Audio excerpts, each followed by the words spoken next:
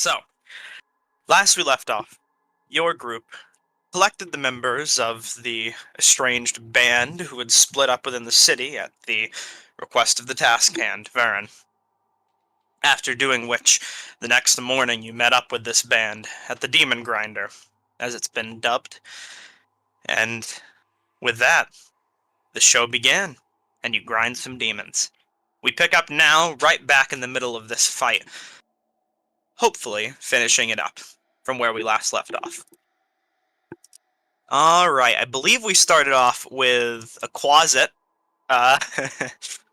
being at the top of initiative, because we're just going to pick right back up and do initiative at count 22. This is actually the start of the round. So at the start of the round, you get a new enemy introduced. Or a new wave, of course. Let me go ahead and read the box describing this one. From the skies blow in a cold, putrid wind. With it, the stench of decay and the promise of challenge. This one might prove challenging to shred in the grinder. As flying in, from the skies, descends a Thlactocolo, which can be found over here for anyone interested. This massive owl-like demon descending upon wings will, I'll say, start off perching on the side of the arena, tilting its head all the way around as it eyes its next prey. Oh, actually popped out the initiative tracker. I'm gonna roll it. 16. Leading the pack. Alright then, with that, we'll start our combat with Quasit, who is currently clinging to Eric's, I believe, currently temporarily just coming out of blindness, clinging to your leg. Additionally, at the start of this round, you guys pulled the levers last round, meaning that the grinder has just finished its cycle and the levers have reset back to a neutral position, requiring a bonus action if you wish to turn them again. This Quasit, however, is going to attack Eric's. He's just going to claw you for now, trying to rip at your leg the best he can. Huh. But missing horribly, as is to be expected. And I can't hear that cool music. I just hear the wind. And still just wildly wailing at your leg right now. Average Quasit moment. Average Quasit moment. The Tanaruk is going to use its movement and its good ability at jumping to lunge itself upward, climbing on the wooden spikes hanging on the side of the pit, and using them to pull itself up and out of the arena, where it's going to then eye down Eridonis, moving into position and attacking him. Starting off, it rises its great sword and will swing it down upon you with one hand. Oh boy. But due to the multitudes of injuries it's sustained, its aim is a bit off, leading into a secondary bite, which does hit, unless you have anything to negate that. Nope. Wonderful. Then there's your damage. Nothing too sinister at the moment, but a decent portion being bit around. Let me just double check this creature. One bites, one great sword. Awesome. No, yep, concentration. You maintain. And with that, the Thlactocolo is time to turn. Time to turn. Turn to time. Turn. Turn to turn. Now I gotta go ahead and read this creature's abilities real quick, so just give me a second. That's pretty substantial. I'm running out of shit, bruh. It is going to... start its turn flying up into the air. 30 feet hovering right around here. Just go ahead and mark that it's up in the sky. And it is going to... I think it's actually going to go right here, so it can use Plague Winds. Let's see how I can angle this big cube of death.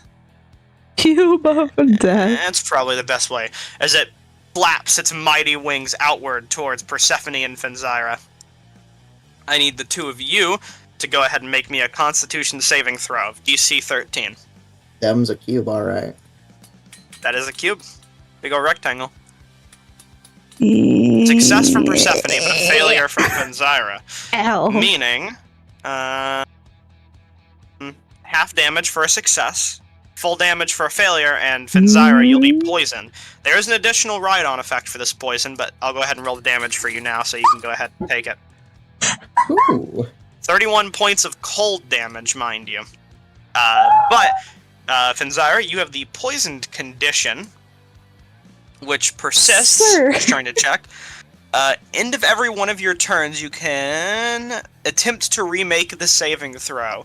However, all the time spent trying to remake this save, if you fail, you gain 1 level of exhaustion, which is what you currently have. So it's a -1 to everything, if you remember.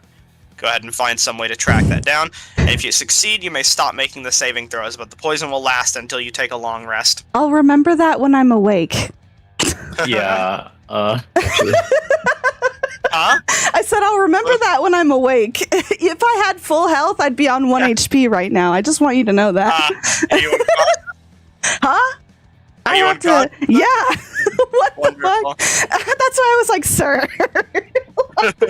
You don't need to keep talking. Well, poison, at a point of exhaustion, you will still have to make the saving throws until that poison is dealt with. Or until you succeed. Okay. But you will be poisoned for the foreseeable until you are cured. And Persephone, you still stand defiantly, as this creature raises its wings once more and lets out a horrifying shriek. Eric's, finally able to take your turn. You're up. I'll just label myself with this real quick. Actually, I gotta make a gibbering. I'm sorry. I forgot. Yep, I forgot about the gibbering mouther, so let me go ahead and mark you with this saving throw, if you would. I almost was happy for a second. I remember the gibbering. But you succeed, so you don't need to worry about that. What are you gonna do? Alright, I'm gonna try to kill this gibbering mouther.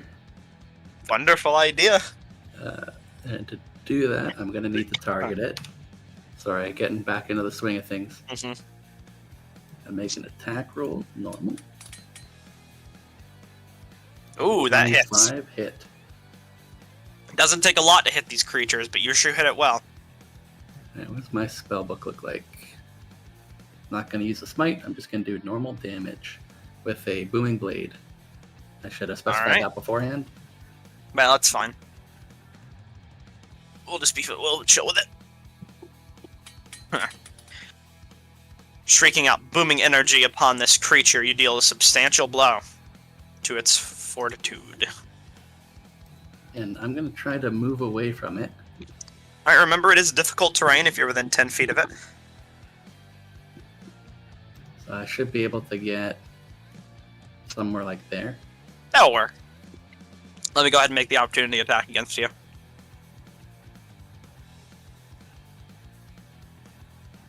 Ooh. That will hit. Alright. There's your damage. I need you to make a strength saving throw. As a series of gnaws and bites dig into you, trying to drag you down, you manage to remain defiant and move forward. The Maw Demon will also get an opportunity attack, and I guess the little The Quasit. on my leg. I'll just say the Quasit's stuck to you, so it'll move with you. The Maw Demon will go ahead and make a bite attack. However, missing. And we take those, so I'll move 10 feet to get to here. Alright. And 5, 10, 15, 20 over here. Alright. Bringing your tag along with you. The Dretch is going to move in. Making an attack against... Ziggy's taken up at the moment. Let's see here. It'll put itself right here so it can attack both of you. Now I just gotta check what it can do. No, actually. After putting itself right between Ziggy and Eridanis, it's going to use its Fetid Cloud ability. So I need both Ziggy and Eridanis to make me a DC 11 Constitution saving throw. Huh.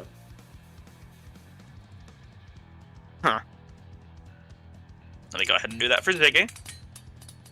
And the Tenorook is obviously not affected. Ziggy fails, so Eridanis barely succeeds. So Ziggy is now poisoned. Just gotta find that condition effect real quick. And while poisoned in this way, because this is important to read, a 10-foot gas of disgusting green stench emanates from this hairy, flea-ridden creature. And for 1 minute, unless obscured by some form of decent wind, any creature that starts its turn within that area must remake this saving throw or become poisoned. And if you're poisoned in this way, you can either take an action or a bonus action, but not both, and you cannot take reactions. So, that is where Ziggy currently stands at the moment. Let me actually leave that radius so you can see that. And end its turn. Finzyra, you're unconscious. Go ahead and make a death saving throw. I'm just gonna roll the d20 because it's not showing up on my sheet, and I had that. That works just fine. Nice. 1 success. You can mark that if you'd like to on your sheet. Okay. Persephone. Oh, Oops, sorry. All right. you're up. You're fine. Eric's, you got Fen, right? Hmm? You got Fen, right, Eric's? Ellie. I guess I would reply, don't worry about her. Okay. In that case, bonus action, I'm going to unload the Dust of Dryness from my gun and then load in just regular ammo. Alright. Think you've had enough time here, and we're gonna blast, oh, not Tanneruk, no, not both. Okay, Both just the of one. them? No, just the Tanner, do just the that. Tanneruk for right now. We'll Let's get him out of here. That's a 5. That's, Oh boy, 13. that hits. Okay, nice. Good. But if he lives through this, then he gets an additional effect. He might not live through this. Is that it?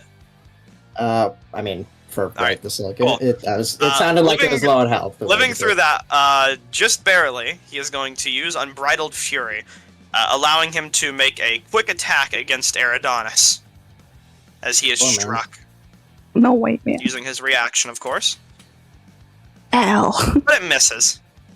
Oh, actually, Alright. It doesn't matter how quick you are. I'm fast. Why Wait does a it minute, miss? 11 hits. yeah, 11. 11 hits? Oh. Well, to retract my previous statement before this creature meets its end. 11. Damn. L. There you go. 9 points of slashing damage, Eridanis. Nothing crazy. A 15 hits the Tanneruk. Yeah. Kill. And with that, dealing more than enough damage, the creature falls down, using its death throes to try and slash its sword down upon Eridanis one last time, who masterfully sidesteps back, just barely, missing, or making the sword only just nick him, and the creature falls. Alright. Yeah, to next bed brain, and I'm going to rush up these stairs so it doesn't What's aim down another upon each fucking tree? wind over it. Doesn't aim another wind in that general direction. Alright. And we're gonna unload the last 2 shots I got in here. Yeah, we'll use the grip points. Why not? Oh, Two more attacks? give me a grip point back. Yeah, sure. Okay, cool. But I will ask you, get 2 more attacks? Out of Action curiosity? surge, yes. Oh, action surge. Okay.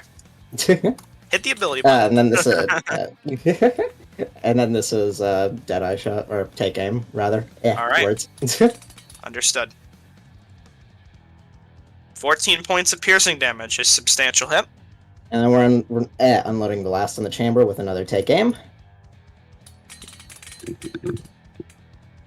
Strike the creature first in the wing, and then once in its not really well used legs, dealing a decent portion. This thing does not seem incredibly fortuitous. However, it does seem vicious. As it looks to you now. Should get the heat off that section, so I'm good. That's my turn. Alright. This Dretch is going to move up here, taking an opportunity attack from Brock. It's going to hit it with his Great Loot.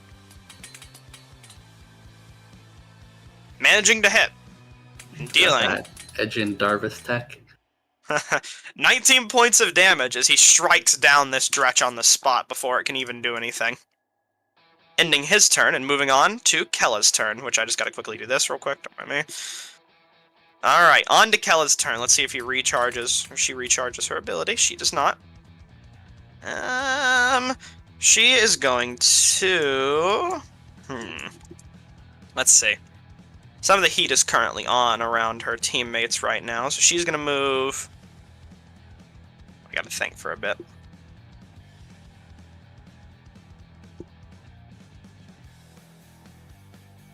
Alright.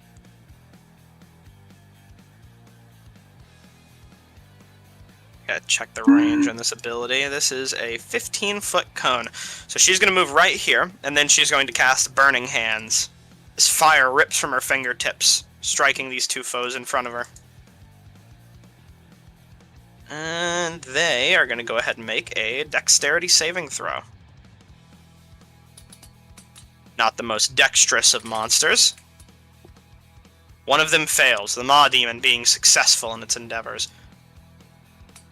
Taking half damage, and opposed to the 17 that they would have taken. 17 of which does get fully taken by the Gibbering Mouther, which is now a flaming pile of meat and regret. Let me just go ahead and do something real quick, don't mind me. Boot doot. There we go. Alright. And that's the end of Kella's turn, as the fire still clings onto these creatures. This Dretch is going to go, not wanting to make the same mistake as it did last time. Moving up. Check its movement speed here. 20 feet, so it's not got the most movement in the universe.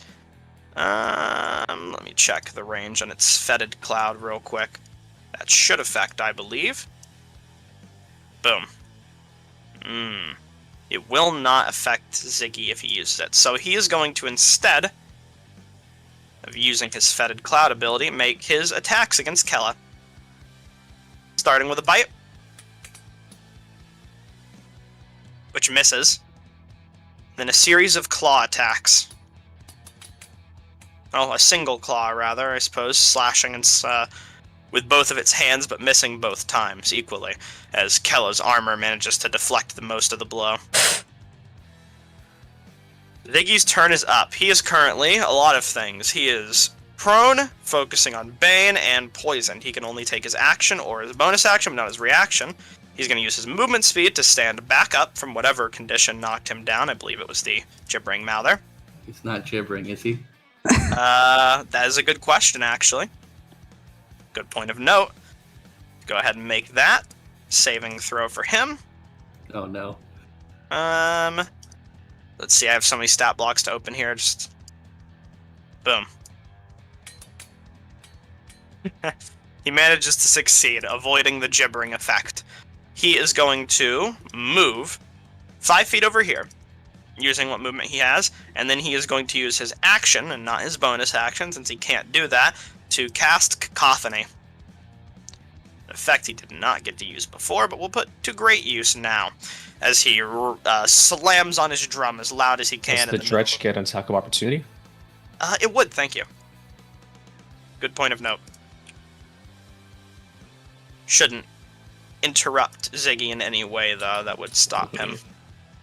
Will hit him, though, making him take a total of 1 point of piercing damage. Nothing substantial, but it might make him lose concentration on Bane. Let's see how he goes. Ooh, failing his saving throw, Bane drops on whatever creature still might have had it. Let me go ahead and remove concentration for that on him. Boom. And to get back to what we were, he is going to use Cacophony. I gotta get back to my ability staff.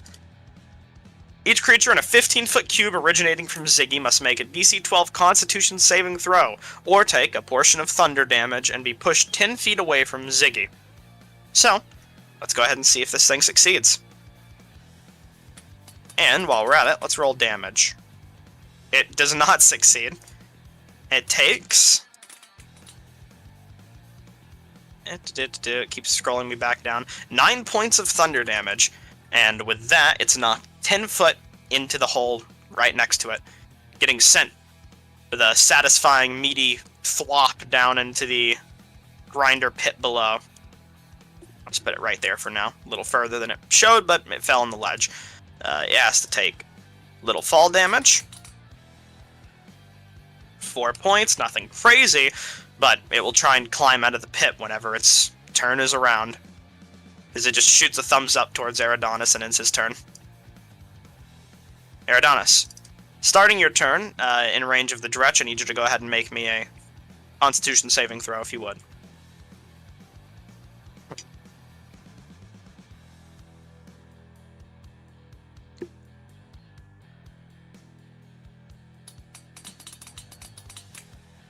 But you managed to succeed. What would you like to do with your turn? I don't believe we've re-pulled any of these levers so far. No, they're all currently up.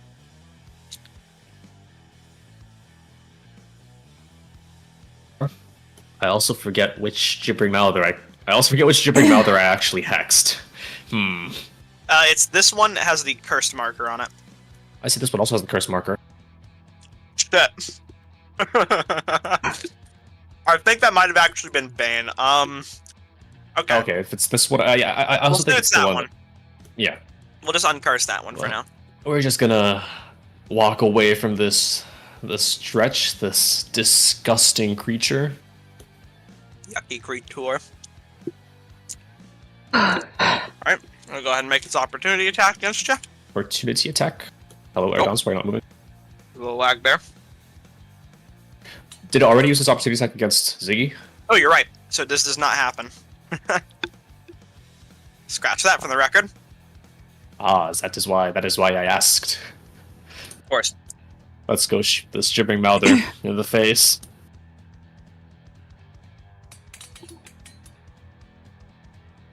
Wanting to eliminate a foe that's been causing you and your friends untowards trouble, you fire and you hit. Striking the creature 4. 18 points of force damage, sending this gibbering mouther back to the pit from whence it came. Oh, joy. In front of Brock, he's going to start moving towards the lever when it comes to his turn. Maybe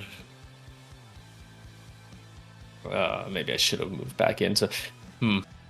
Okay, let's think. With the second beam, I am going to shoot the Dretch that's standing right next to the lever. Wonderful.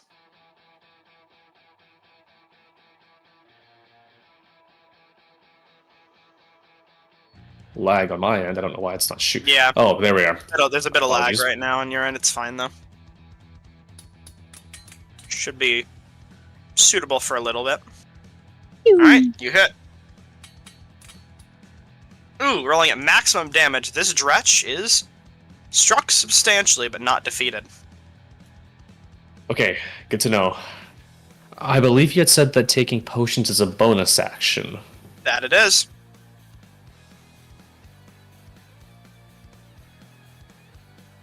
Use a normal potion of healing. I must target myself. Give me a second. Awesome. Chugging down a potion of revitalization. Go ahead and roll the healing. Get back 9 points of health. Not bad. Is there anything else you wish to do with your turn? We're gonna move a little bit further back, up onto one of these stadium levels. Wonderful. There we are. Awesome. Utilizing your movement well. Alright, that's gonna be it. And with that, the Maw Demon's turn is up. The Maw Demon's going to roll for a recharge, of which it succeeds for its disgorging ability. It is going to position itself to keep chasing after that darn Quasit that just got away. That gives Brock an opportunity attack. Actually, I believe he already took his opportunity attack for this round, so he does not get one of those, as a matter of fact.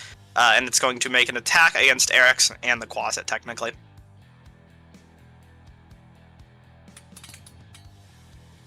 Ooh. Scoring an 8, that misses Eric's, and the Quasit again. And that's the end of its turn for now. Just gonna end this fight with a pet Quasit. This gibbering mouther is in a bit of a bad situation right now. Let's see. It can climb 10 feet, but it cannot climb fully out of the pit. So it is going to move up 10 feet, but it has another 10 feet to go, meaning it will have to complete that movement on its next turn. Though I will roll to see if it gets its blinding spittle back, which it does not. Alright, that's the end of that creature's turn. Brock's going to move in, strike the lever with his bonus action, and then move to try and take some of the heat off of Eric's. This is going to be a reckless attack. He strikes the creature with a 23, dealing 12 points of damage with his great loot. Alright, that's the end of Brock's turn. Cetus is up.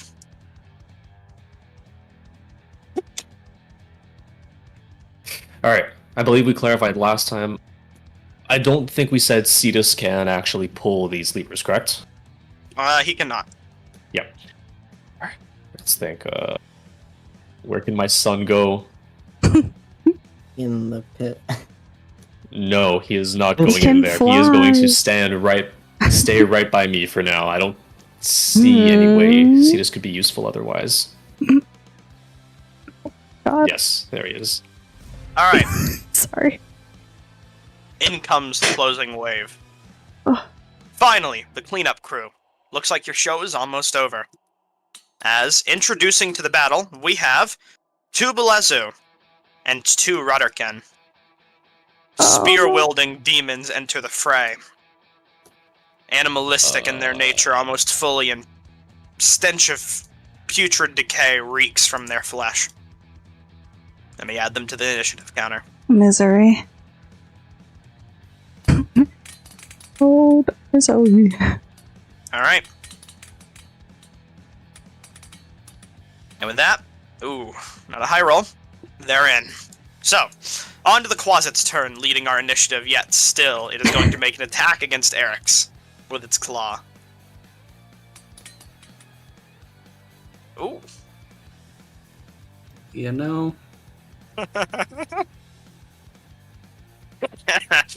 But as it's about to strike you, a magical barrier comes up and deflects the blow. I think you might have given the Quasit the shield. Wait, no, it's just in the same spot for you. Weird effect. It's fine. Just remember where it is, or just remember you have the shield. Yeah, 24. Alright. That blocks the Quasit's blow and ends its turn. Now for the Flacticolo's turn. Let's see if it recharges its Plague Wind. Ooh. Not good. As the Plague Wind recharges, it looks towards Persephone for a moment before reconsolidating its choices. Oh, you're gonna regret that. I gotta think for a second. I think that'll be a good position to be My in. cat has come to comfort me in my time of need. So I'm gonna move it here. Gonna get a little weird with its movement. Let me get the template down so I can see what I'm working with here. How did I know that was gonna happen? Okay, for some reason it's being funky. Boy. Alright, it's going to position itself right here and fire off its Plague Wind, striking Eric's, Brock, and, well, the Maw Demon that can't be affected by it. So, for that, Eric's, I need you and Brock to go ahead and make a Constitution saving throw. You succeed, taking half damage and no points of exhaustion. So does Brock. There's your damage. Oh. Half of 18 is 9. Yep. Thank you for the tell. Alright, and that is going to be the end of the Flacticolo's turn, as it ends its turn in the air, screeching atop a lit brazier. How's the Maw Demon look after that? The Maw Demon is unaffected by the poison. Entirely. Actually, The hold on. cold damage. That's cold damage, you're right. It's only half affected by cold, so it will go ahead and make that saving throw too. It'll take full damage. Failure. Good call out. Well, half damage for it. Substantially hurt, but still kicking. And with that, the Rudderkin's turn is up. Moving 20 feet, and then dashing inward, it's going to engage with Ziggy in the next round. This Rudderkin holding a single short sword while its companion holds a shield. I'm gonna try to run over to Fenzira. Alright. Maw Demon will make an attack against you. But your AC is oh so very high, meaning the attack misses. Going to use some lay on hands. Let me see how many I have. I'll give Fenzira 10 hit points. Okay. Alright. Wonderful. Son of a bitch. You flutter back to consciousness once more, that kind of cold chill still rolling through your body as if a ghost passed through you. And let's see how much more movement I have. But a subtle warmth taking space. Oh god. Ali, don't light a shot up for it again, bro. Like, I can't recharge again. That's never gonna happen. watch it happen. And then I'll cast a spell here with my bonus action. Spell you now.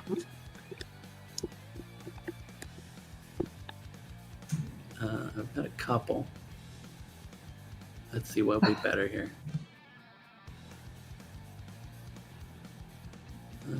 Let's do Divine Favor.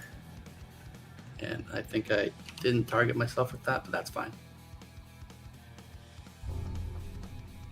I'm in Alrighty. fucking misery. What does that spell do and look like? It gives me additional 1d4 radiant damage on each weapon attack. Alright, It wonderful. Looks like maybe the what's the sword called? Mistbreaker just sort of gets this glistening sheen, almost like it's been pulled straight out of the ocean. It's still dripping with water. Alrighty, wonderful. Give me 1 second here.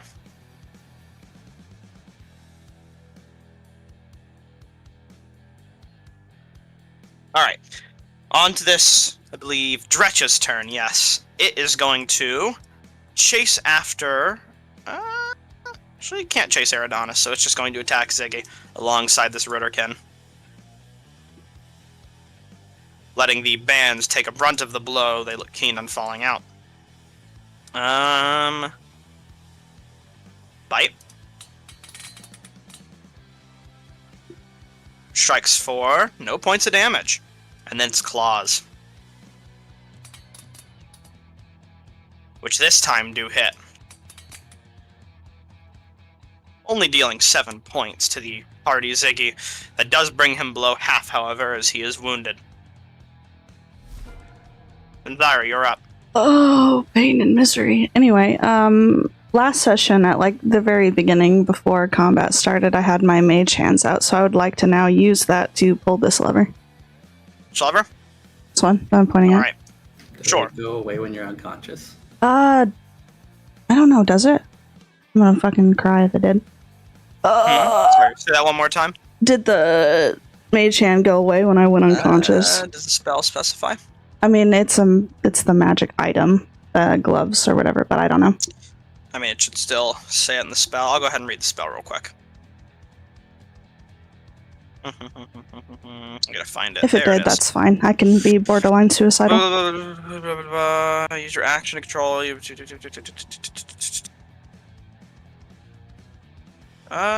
Dismissing an action. The vanishes. You move 30 feet. It says it only vanishes if you move 30 feet away from it. So I'll say that they're still up. There's nothing Okay. specifying that they go when you go unconscious. It's my whole action anyway to have it move over here and do the lever, so.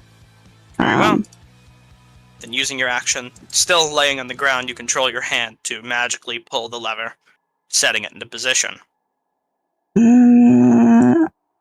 It's half my movement to stand up as well, so Yep. I mean, yeah, I might as well do that.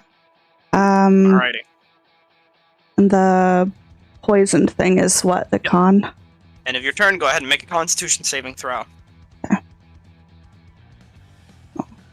Actually, that would probably be at disadvantage because I have exhaustion, huh? Not a disadvantage, just -1 to everything. -1? But it doesn't Okay. matter. That's how exhaustion is for this. Just basically -1 to everything, and it stacks up to 10. Okay. But it doesn't matter. You managed to succeed. You are still poisoned and have 1 level of exhaustion, but you don't need to remake the save anymore, unless affected by the same ability again. Okay. All right, Persephone, you're up. All right, I'm gonna use my bonus action to reload again, and it was 20 feet when it was like hovering here. Is it now like level with this, or? We'll say it's like 10 feet now, above Okay. you. Well, regardless, after reloading, we're gonna put 2 into it again. I can use my first shot for take aim with a grip point, All right. and immediately get it back. Hell yeah. Strike him with a natural 20. Dealing Okay. damage. To the Damage. creature. Spiral again with take aim since we got it back. All right. Nice. Managing to strike it once more. 9 points. All right. And Dealing I'm a going sizable to then climb up to the side fully to get. Yeah, this is a wall. Yeah, it is. That it is. You want to be up here? Yes. And then Alright. I am going to unsheath my short sword, and I want to jump up to try and slash it. It's like Talon. All right, go for it. As it's letting out a wild screech. All right. 18. You managed to -4 strike it. for the dex mod. Slashing and hitting its hand, I suppose, out of the way as it's raising its wings once more and making it temporarily furl itself. And yeah, that's everything for now. The dissuasive cut. Now, for this Ruderkin, who is going to also end up dashing, but this time in a different direction, as it has spikes that it's required to navigate around. Ending its turn there. Okay, being weird. On to Kella. See if she recharges her leadership. She does not. For now, she's going to prioritize getting out of the way and trying to move back. And it's taking a bit more than they can. Actually, she'll run over here. She'll take an opportunity attack from this stretch here. And I'll just have her move in a way that wouldn't allow her to take an opportunity from the other dretch. So she would have to. So that one misses, and then this stretch also gets its claw in. Which also misses. She'll use her bonus action to go ahead and pull the lever. Meaning there's only one more lever that has remained unpulled, I believe. Did this one get pulled? Yep, by Brock. Okay. So it's just this one then. Yep. And then she's going to use her action to try and cast Shatter once more. Striking both the Rudderkin, who will go ahead and make Constitution saving throws. She lets out near-piercing screech in their direction. One of them fails, taking full damage, the other only taking half. Alright. 18 points of damage to this one here. And half of 18 to this one here. God, I hope I can remember math. You know what? I can't remember math, as a matter of fact. So I'm just gonna do it the lazy way. 9. Oh, good catch. Half 18. Ooh, that was not what I wanted it to do. Yep. Half of 18 be 9, apparently. Go figure. And that's the end of her turn. She'll use her remaining movement to move just a little bit further, actually. Let me go ahead and remove that template to avoid confusion. This Dretch is going to move in on Brock, trying to flank him. It's going to use its Fetid Cloud, making Brock make a Constitution saving throw, which he might actually have advantage on. Let me double check him. He does have advantage on it. There's the info. So he'll make that roll with advantage, which he succeeds. And that is the end of that. But the Fetid Cloud is up. Ziggy starts his turn within the Dretch's area of his Fetid Cloud, so he needs to make that saving throw as well. Let's go ahead and use the saving throw from the previous. Ooh, not good. No additional damage is taken, and he's still poisoned, but he can only take his action or his bonus action, which actually... Poison in this way... Okay, never mind. He didn't even have to make the saving throw at all. It just is a thing that always happens. He's going to use his action to disengage. And move 30 feet this way, getting out of this mosh pit of monsters. Mosh pit he's not very inclined towards. Eridonis, you're up. Alright.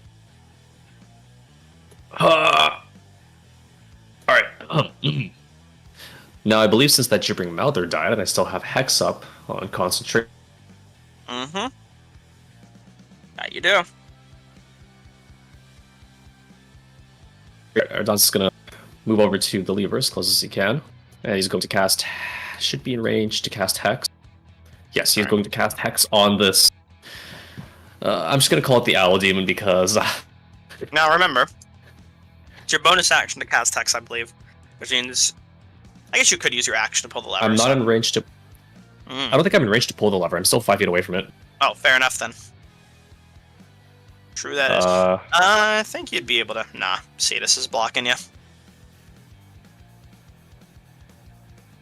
Oh well. Hex... Oh no, Hex, okay. I guess I'll just curse that thing, I guess. I'll cast Hex on that. And then I will... You already know what's going to happen. Iltebray. I do not fancy being poisoned by that thing.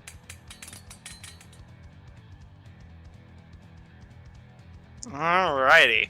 Well, 26 definitely hits.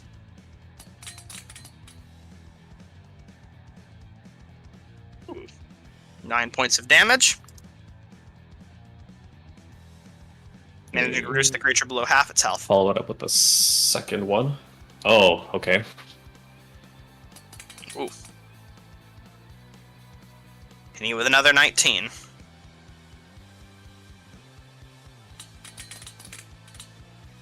Striking true and delivering this time 11 points of damage. Much higher than before. 9 points and 11 points. Not bad. Alright. 1 in all. Is there anything else that can be done here? No.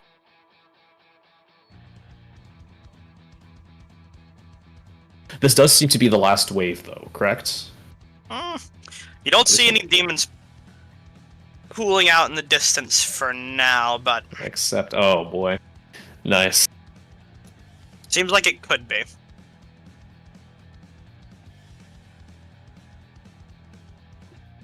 This Maw Demon is going to use its Disgorge ability on the Zigster. Wait, no, this is on Brock. Disgorging an acidic bile towards it and the Dretch, not really choosing friend or foe in this particular instance.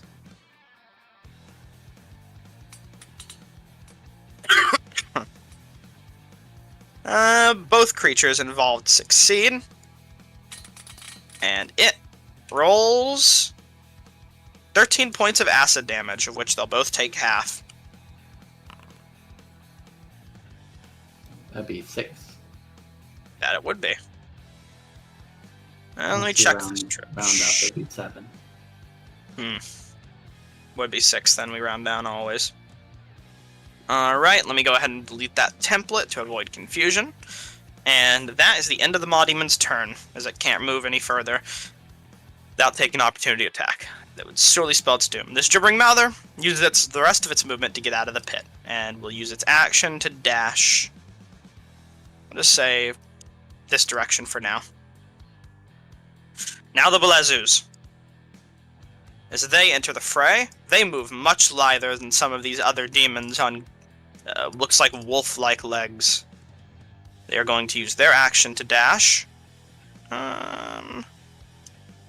over to here, ending their turn.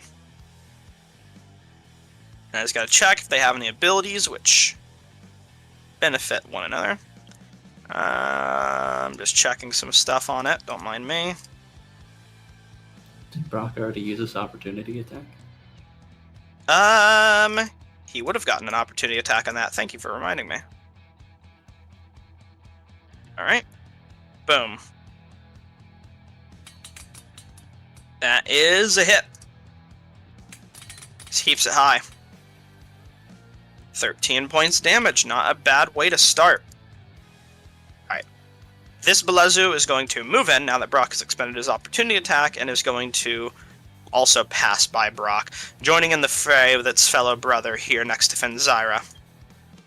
Clamoring in. I'll say, as more of a flavor to their movement, instead of simply going around for the second one, this one here, it would use its high jump with its multiple abilities to pounce up onto this chain over here, riding onto the side and delivering a blow from the stadium here. Entering in from the stadium. Alright. Like that. Brock is up. He is going to attempt to finish off this Maw Demon using Reckless as always. That was not Reckless, but it still hit. Roll it again, it could be a crit. Well, it doesn't need to be, because this Maw Demon has 4 points of health left. Which means that it is defeated. As that, Brock will take an opportunity attack and will attempt to move a little further back with the rest of his compatriots. Actually, he'll move like up to here to help out Fenzira. Playing a sick riff as he does so. Broski. Oh. Alright, and the creature trying to attack him misses. Actually, it would have gotten... You know, I'm going to say it wouldn't get advantage from the Reckless since I didn't do Reckless properly. Cetus is up.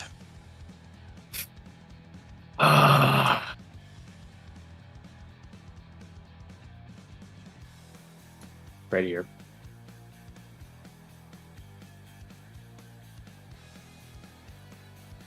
And scratch. Utilizing Cetus to the best of his capabilities, you scratch him on the chin. And back to the top of the round. Surprise Wave joins in. How much damage does Cetus take from that? Let's roll. Hold on. Did I actually have damage to this chin scratch? Hold on. You can't just hit an attack and not roll damage. It's all the I actually levers didn't add are damage. almost pulled, but not quite fully pulled. One last wave enters the fray. Silence. The music begins to die down as the show is coming closer towards its finale, but what is this? Something big has shown up late to the show. Let me go ahead and add a lot of new things to the initiative, as this is the true last wave. Oh boy. We are going to need that explosive arrow because, oh my god, I swear to god, please blow them the fuck up. Blow them up into the grinder, please. I believe in you. Alrighty. If anyone can make the shot. Let me reveal the creatures, as joining the fray is a Barlgura, 2 Dretches, a Rudderkin, and a Boogaloo. Joining alongside their demonic kin. That's right.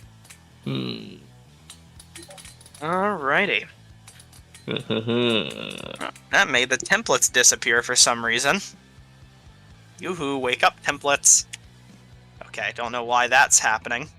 We'll just redo those real quick. I mean, I could see them, but... This is gonna suck. They deleted them for me for some reason, but it's fine. I'll just re-add them real quick. And before we fully begin, I'm going to quickly go upstairs and get a cup of water. So, you have a little bit of extra time to prepare as you would like to.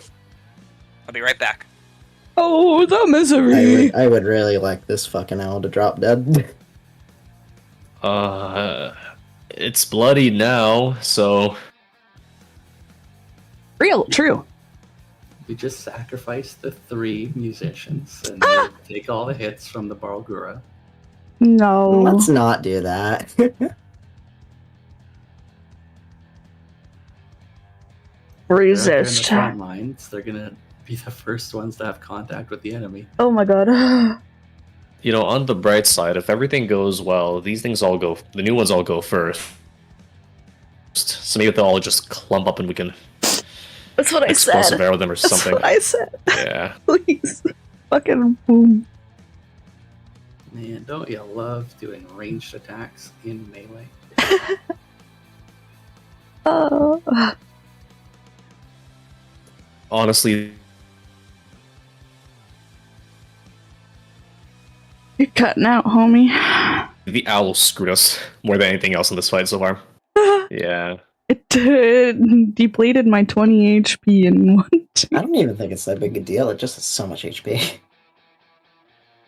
Nah, We pelted it for like Owl's 2 not rounds even straight. that tough. Like I said, if I had max health when it hit me, I would have had 1 health.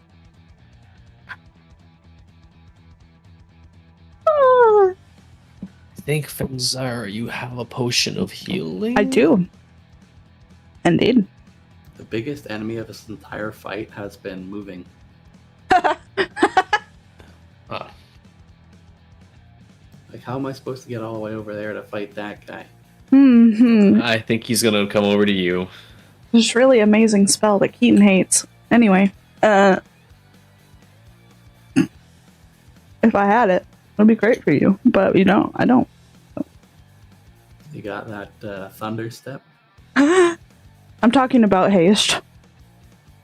I'm meaning you could move faster if you had haste. But get some Dude's long gotta strider level us up boots. after this. Oh, he will. Or we go on strike again. Yeah. We did kill like 80 demons. I'm sure we're at least to 1 level, maybe 2. It's not 6 billion though. No, I think I don't we'll become a think that's, deity at that point. Yeah. I think we gotta seal you behind the divine gate.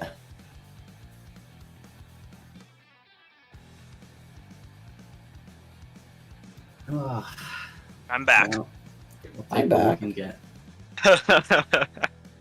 A good way to return, isn't it? Alright. So, starting back around and keeping this show moving. We begin with the closet. Who's going to keep attacking its best friend, Eric's? With a claw. Missing with the 8. And now onto the Barulgura, which can move quite fast. So let's go ahead and see what it's going to do.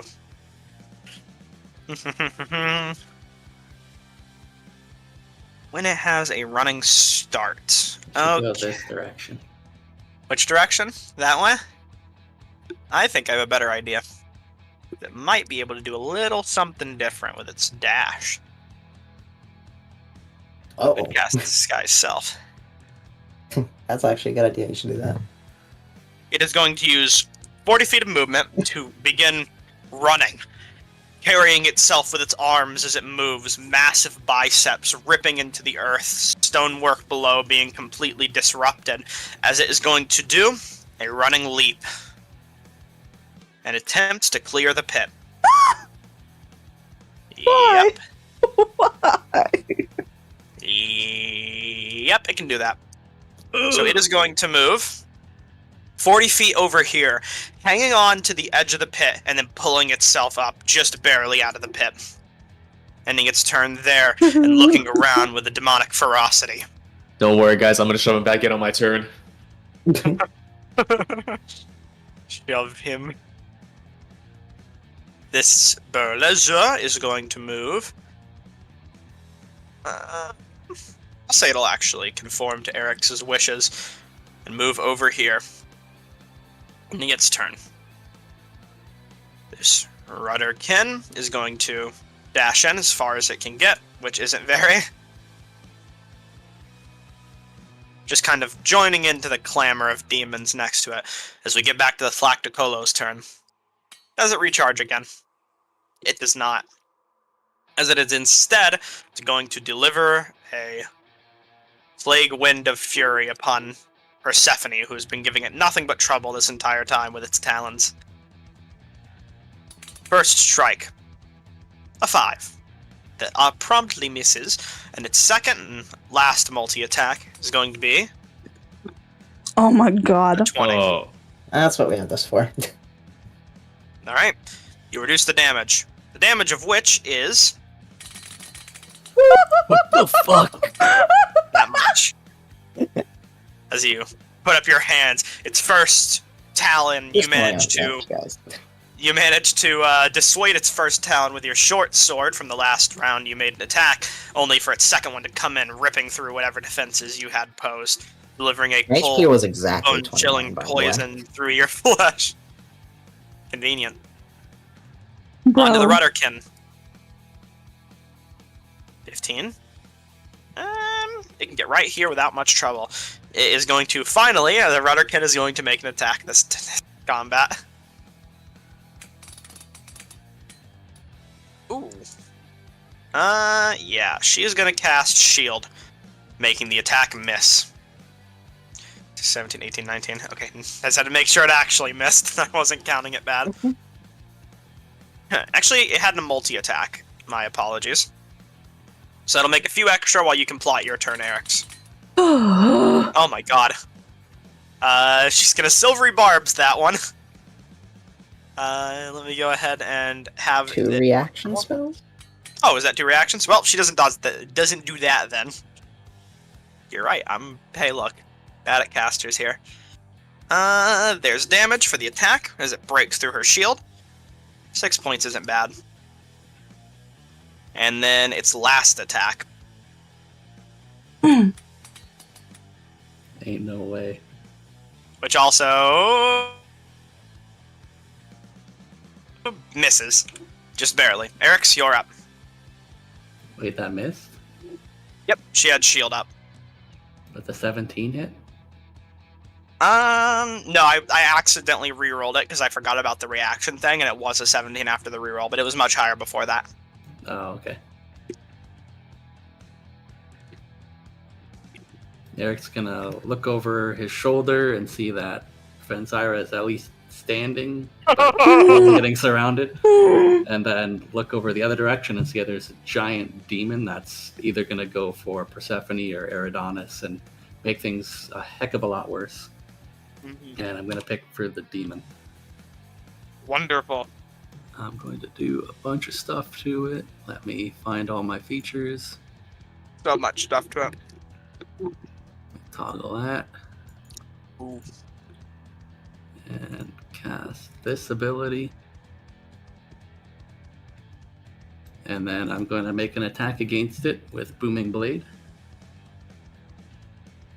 So much pain. I could still roll a bunch of low numbers here. Let's see. I doubt it. Oh well. That still hits. Low or not, this is a massive creature. And your magical weapon... Oh, it doesn't have magic resistance. Oh, fancy that. So that's not that, plus that. Wait. Yes, plus 3 from there. Plus 2 plus 2. I don't know if I'm doing Eric's this right. special. Way too many numbers. It's not Eric's that many is- this time. Eric's special maneuver is to discombobulate the combat with so many numbers that you could technically get away with anything if you just said it with enough confidence. Because I wouldn't have a clue if you're right or wrong. It's gonna get whacked for 18 points of damage. It takes it. Then if it tries to move, it's gonna be shrouded in booming energy. Yeah, good to know. Alright. This Dretch is up, of which it is going to move. Bringing its putrid aura with it. It is going to make a claw attack against the band leader, Kella. Still shield up, AC 19. Ooh, well, still hits. Man, that shield has proven absolutely fruitless for her. Them. But, it has blocked an attack or two, which is all that it needed to do. Fenzira, you're up and Hello. surrounded, but there is some stuff you need to do. What? Any creature that isn't a demon that starts its turn within 30 feet of the Blazu must make a Constitution saving throw. From an ability known as a Rotting Presence. So you need to make 2 And of these. I'm Wait, within 30 feet of it? Yes, Brock does too. 35. and whatever it That's is, weird. I have I know disadvantage it's on just it. measuring. It's measuring weird. I need to fix this, but it's becoming a problem. Disadvantage, yes. Yeah, it's actually 3 of them, Fanzara, because this Boogaloo is a problem too. That's crazy. I was like, how it goes from 25 to 35. Yeah, Please it's confirm. measuring Disadvantage? Through, it's measuring. Huh? Disadvantage? No, just -1. Okay. Yeah, it's measuring through creatures. It's Because difficult you to told terrain. me I need to, last like, time fix that I was still poisoned, that and would be poisoned is 30 as well. disadvantage on. Oh, poisoned. You're right. I don't think poison's disadvantage to saving throws. Is Yeah, that? that's, It's not. It It's says it attack rolls on- and ability checks.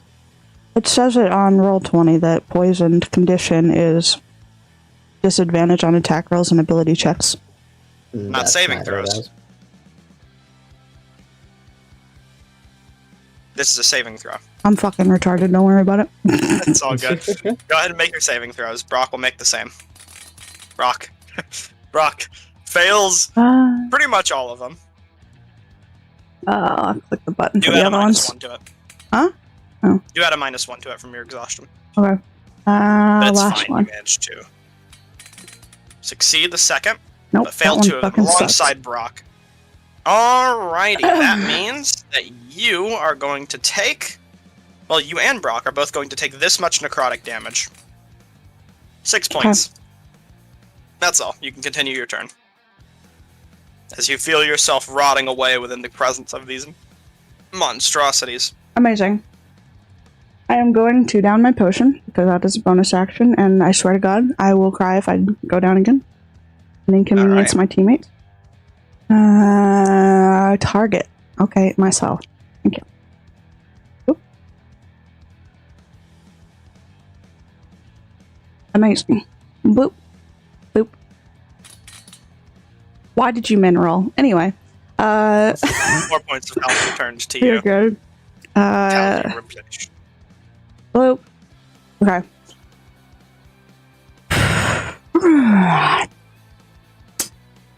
Hello, boys. I'm moving the fuck out of here. Use your action to disengage. That is perfectly fine with me. Am I action to disengage? No, I'm just straight moving. You can roll your opportunity attacks. Alright. Understood. Uh, First attack with a fetid spear. Rolling at a 3, and then the second attack, also with a fetid spear. Rolling at a 19. I don't think that will help me at all, but you know what? I need it. No. Whatever. What does that? I What does don't that care. bring your AC to? enough Plus 5 is Not enough 20. to dodge Yeah. 23. That's fine. Alright. Actually, I suppose maybe in that case I would try to silver barbs it instead, but I just instinctively clicked the shield button. My bad. You can add a spell slot and say you used silvery barbs instead. Alrighty. Let me go ahead and reroll that attack.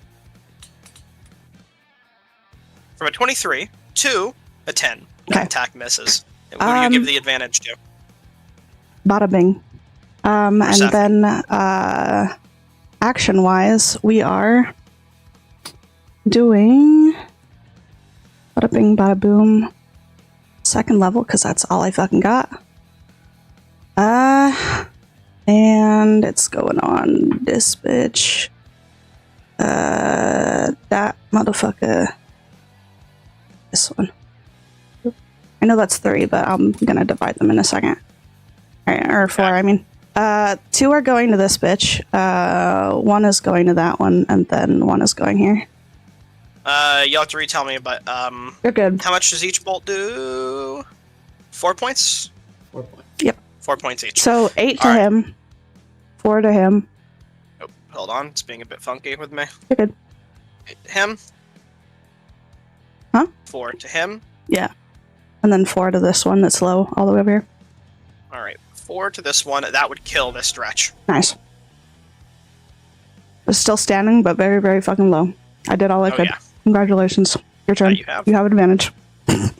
Kill it. And I'm going to use that immediately for a short sword attack at advantage. Weakened and facing down the Thlacticolo, you managed to hit it. Yep. Slicing at it so I can get away in... God, what? No direction is good. I have giant demon over here or small demons over here. Yep. We'll go this way. That's still a wall. Just one down, please. Thank you. And then moving away, I will backfire. It will make an One shot of the opportunity. gun. Nope, it misses Mobile. because of the opportunity. Yep, mobile. Yep. Woo! That's what I wanted to Yes! see. Firing back with the gun, you Min damage, but I'll take the smite hit the point. creature thoroughly. Doesn't matter. How do you wish to finish off the Flacticolo? Oh, fuck yeah. Okay. Slicing at it, I want to basically get it down from the air by slicing at its wing and have its head just kind of fall into the flaming, what's it called? The brazier. And then I just want to shoot the brazier so it flips over on top of it. Wonderful. The brazier falling over and spilling fire and demonic core onto the ground below. And finally, I'm going to use my Railing from the bonus action stadium, for blood second flowing wind. into the sacrifice engine. Not great, but I'll take it. Alright. Oh, that's 154. No. A little more than 15. 7. There we go. Okay, and yeah, that's good. That's good. Alrighty. Without the Ruderkin are back up. Now I gotta check because they get a benefit from being friends with each other. Oh, they're fine. Any creature Guys, that we can't starts kill 'em. its turn within 30 feet or more of the Ruderkin. Okay, so that's fine for now. They're roommates. They are. Big homies. Ooh. Oh, that's not Into good. the Against Kella, she's going to not use anything because she doesn't have any reactions. Oh boy. into the Balzo's range. I couldn't move that far. I needed to use my action. That's fine. What about the Blizzard? The was range just she's saying, talking about. Persephone Okay. just ran into the Yeah. Balzo's range. Very true. Alright, well, there's crit damage for Kella. 6 points, nothing to cry home about, but it does still have some additional attacks. Second of which misses. Deflected off her shield, I don't know why it's still... There it goes. Being funky for me. Alright, so in total she'll take 6 points of damage. Nothing too crazy, but enough to get her below half. The band members are starting to look worn. Worn and weary. Using Worn and Weary, first things first, she needs to go ahead and make a saving throw against Immobilizing Fear against both of these Rudderkin, and this is where them both being within enough range of each other is concerned. Since she's in the range of 2 Rudderkin, she has to make these saving throws with disadvantage. Of which she'll go ahead and do. Ooh, striking it at 2. Narrowly avoiding a nat 20. There's a few things that this brings, apparently. Blah blah blah. Failed save becomes frightened for 1 minute. Frightened in this way, the creature is restrained.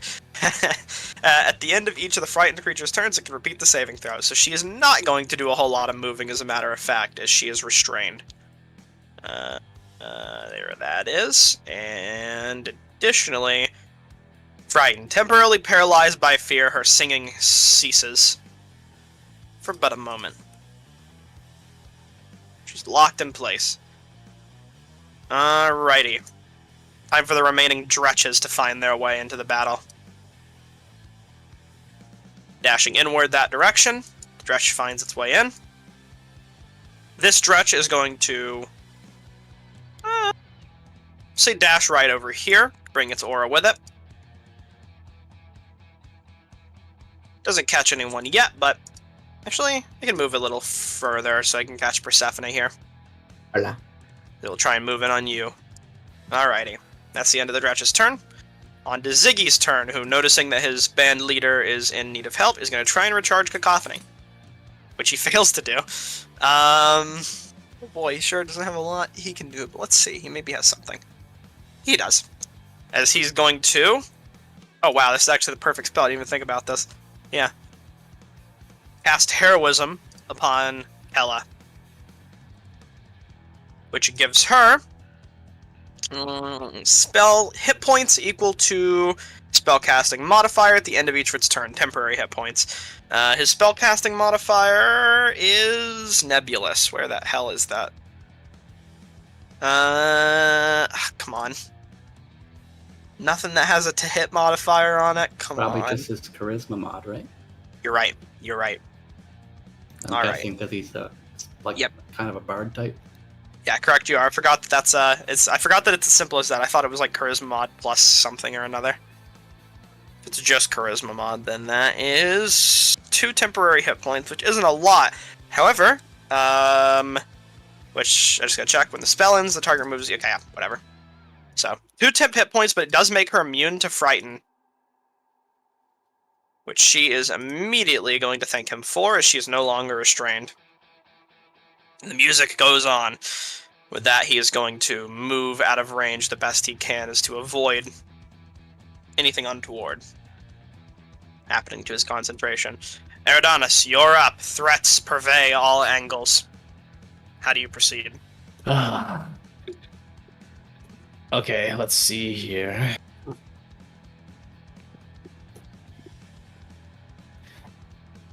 We have Monkey on one side. We have Redican on the other. What should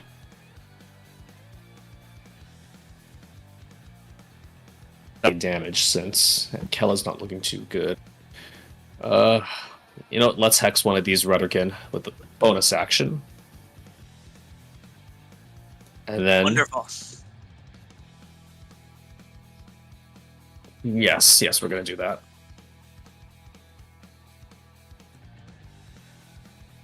It really is. It really is.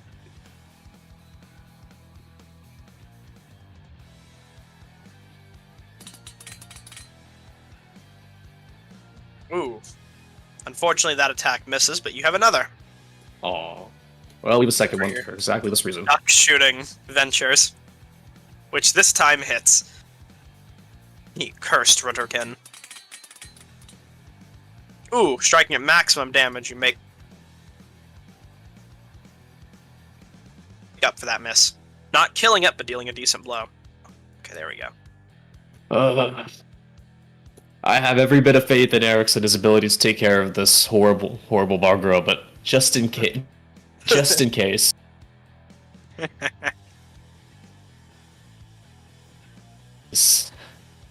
Oh. There was a bit of lag, but I'll assume you were just saying you were going to move. Yes. Wonderful. And I think that'll be my turn. Alrighty. Back to the gibbering Mouther, who is just finding its bearings back in combat after climbing out of the pit. Dashing that much distance. On to the Belezu's turn. This Belezau is going to go ahead and make an attack against Brock. Its fetid spear. 2 attacks. First attack misses. Second attack hits. And they do not have a shield, so that's versatile. 8 points of damage. A mixture of necrotic and piercing. And that is the end of that Belezau's turn. As this Dretch, the last of the stragglers, is going to attempt to enter into the combat to the best of its ability. Which isn't much, as it is a very slow creature. This Belezau is going to go ahead and move in. Jumping in behind Persephone and Fenzira. Looking to make attacks against both of you. As one does. Missing Persephone, and then attempting to strike Fenzira. And missing as well. That being the end of its turn. Brock is up. He's going to attempt to take down this... You know what? What is a shove? A contested athletics check, I believe? Yes. Yeah. He's going to instead jump in over here, take an opportunity attack from this Belezau. Oh, that is not what I want to do. I don't want him to attack. Nope, I'm making the Belezau target the Belezau, whatever. Whole bunch of a mess. Okay, that's a crit against Brock, mind you. It's gonna go ahead and roll damage. Roll damage. Ooh. Oh. Substantial no. portion to Brock's faltering fortitude. He is going to hope that this turn wasn't completely worthless, as he's going to attempt to shove this gibbering Mouther back into the pit. Pull the lever. What lever do we have left, by the way? The one Just down all at the those bottom. Yep. No, Oh, next to Cetus. Oh man, he rolled low. Well, let's hope that the Gibbering Mouther rolls lower, shall we? It didn't. Alright, and that is going to be the end of Brock's turn. There's just nothing else he can do. Oh, and he Brock. is now in a bad situation, taking a very hearty crit. Cetus is up. I need to look at this order. Give me a second.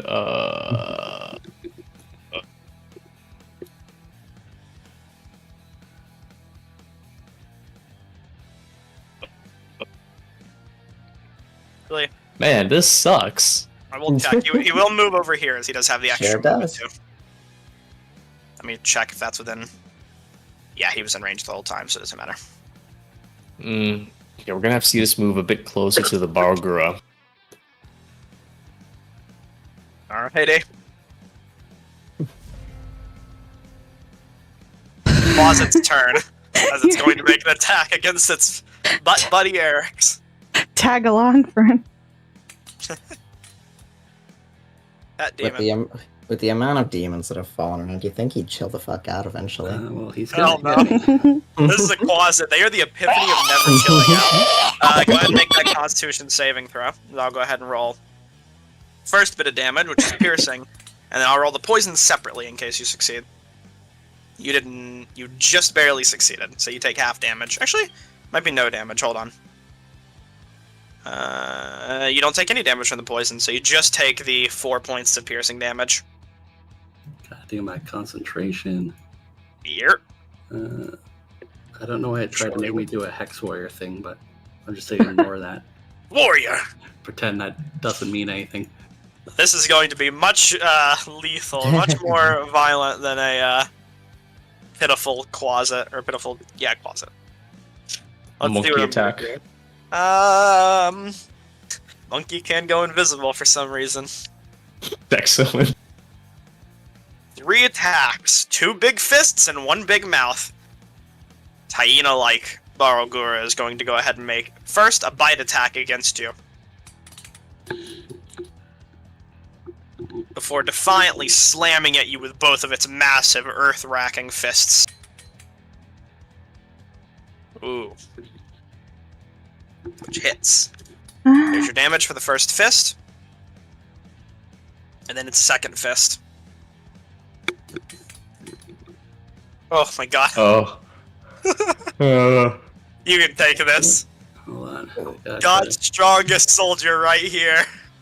Yep, make that first con save before I roll the next Yo, damage. Finn, you got any of that time magic in Breaking you? everything on my sheet. Huh? You got any of that time magic in you? Oh no. I have my chrono shifts. If that's what he needs. I can't see him though. That's the problem. Oh well, it sucks. L. The mighty foe of all great I'm gonna paladins. roll of 2 all. ones. Watch. 2 ones coming up.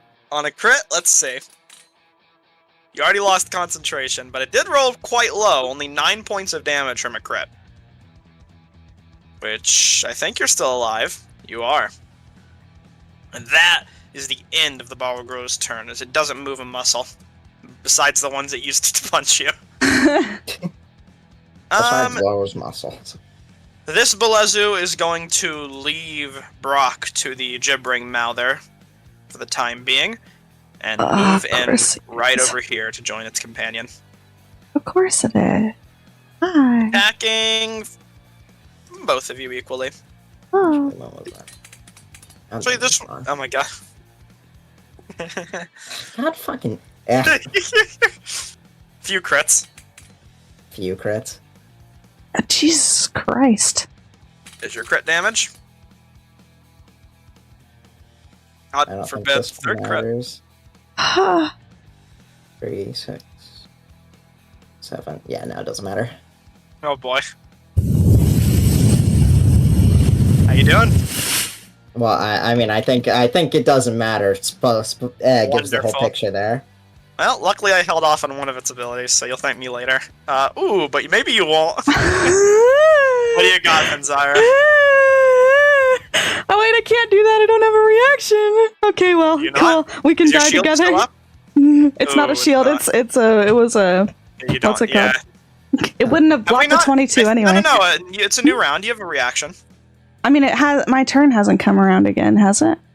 Does your turn need to come around, or does the round just need to reset?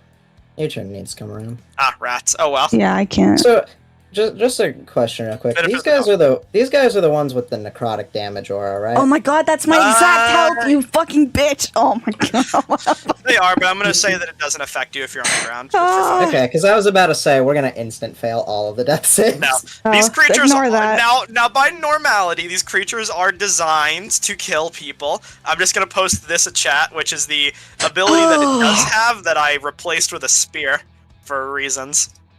You can just have fun reading that. Teehee, teehee. Alright, this Rudderkin is going to move in and not get too super far. It's gonna just hug the ledge here. Actually, you know, it'll end right here. That makes more sense for it. This Rudderkin is going to attempt to attack and kill Kella. You know what? Where is that? Just check something. Yeah, that wouldn't be very fun. Alright. Short sword attack.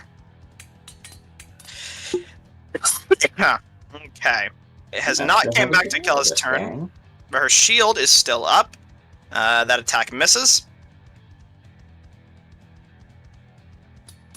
Second attack also misses. Third attack. Praise the almighty shield. Eric's, you're up. Things are looking rough. Things are looking rough. So rough that I have to dive into fun abilities to see if anything can save me. Oh boy, fun abilities. Where have those been? Bonus action, I can gain a spell slot. Don't know if that's really useful. If I mean, extra smites, I guess. You know what? You're right. What the heck? What the heck? We'll go down swinging. Oh boy. Harness Divine Power. I'm gonna regain a level 1 spell slot, which is the only level I have. Now, if you're feeling brave, you could attempt to push Mr. Barlgur. I'm judging by his picture. I'm gonna assume his strength is at least higher than mine. Who knows? Really. It's anyone's guess. You might have a shot. Going off the picture alone, and how he launched himself 40 feet over a pit. You know, I'll tell you, besides him jumping out of the pit, you do have a chance. That's up to you. Go with this one instead. If it makes you feel any better, you were somehow more athletic than this thing. God only knows how. Eric's is working out. Repping for nature. He may be small, but he is mighty. It doesn't look like it was hurt very much by my first attack, right? Nope. Not much at all. Man. Dealt full damage, but this is a hardy beast. 15 points. Not bad. Almost half, but not quite. And Zara, Shit, yeah. if you would. 1 second. Click If button. you'd be so Click button. inclined. Hello. Not bad. One success. To the board. As the crits begin to pile up. Oh my god. Forever reeling their ugly head and making the That combat one, in baby. this campaign infinitely challenging. Both of you roll 16s. And are successful for at least a temporary. Twinsies. Oh, Attacks God. against Kella, which she is just going to try and block. Successfully so, mind you, for the first one. Second one, rolling at a 17, also misses. Just ignore the fact that it says hit every single time. And all of those miss, once again. Back to Kella's turn, that shield drops. Seeing that things are a bit rough right now, we just go ahead and do this for fun. Wow. She's going to cast the Burning Hands on this horde of Rudderkin. Ooh, she'd have to move if she wants to hit all of them. Wait. Aha! No, she wouldn't! Movements for nerds! As these Rudderkin are going to go ahead and make a saving throw. Into exile, let's go. Oh no. Oh. One fails, one... Okay, 2 succeed. Not great, but that's still half damage. Oh my god, not the craziest. It's some alright rolls. Alright. This one takes half, which is 6, because I can do 12s. This one takes half, which is also 6, killing this Rudderkin in a blazing glory. And then this one will take full, which is 12. Leaving these Rudderkin substantially weaker than they left off, and currently burning. And then she's gonna move, looking back to Ziggy for a moment, as if coming up with some sort of hopeful scheme. Which this one has a good chance of hitting, but it misses. Now it's the Dretch's go, which is going to move in right around here with its dash. Can't really get fur. And y'all two are goners, so it's going to move in towards Eric's, but it can't make them full movement. So it's just going to stinkily sit behind Eric's, not even catching him in his stink aura. You know what? Yeah, it'll dash. Make sure you're in its stink aura. Nice and smelly. Ziggy is up. He is going to cast a spell. One of his second level spell slots, which he's been holding to this time. Since the Burning Hands has lit these Rudderkin on fire, he's going to cast Pyrotechnics on all of these creatures. They need to make a Constitution saving throw, as fireworks are going to shoot up. Hopefully blinding all of these creatures in the process.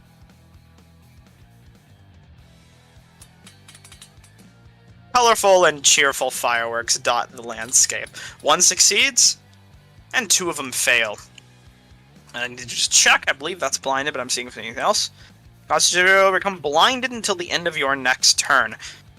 So, that is pretty effective, as dazzling lights overtake the area. And Eridonis, you're up.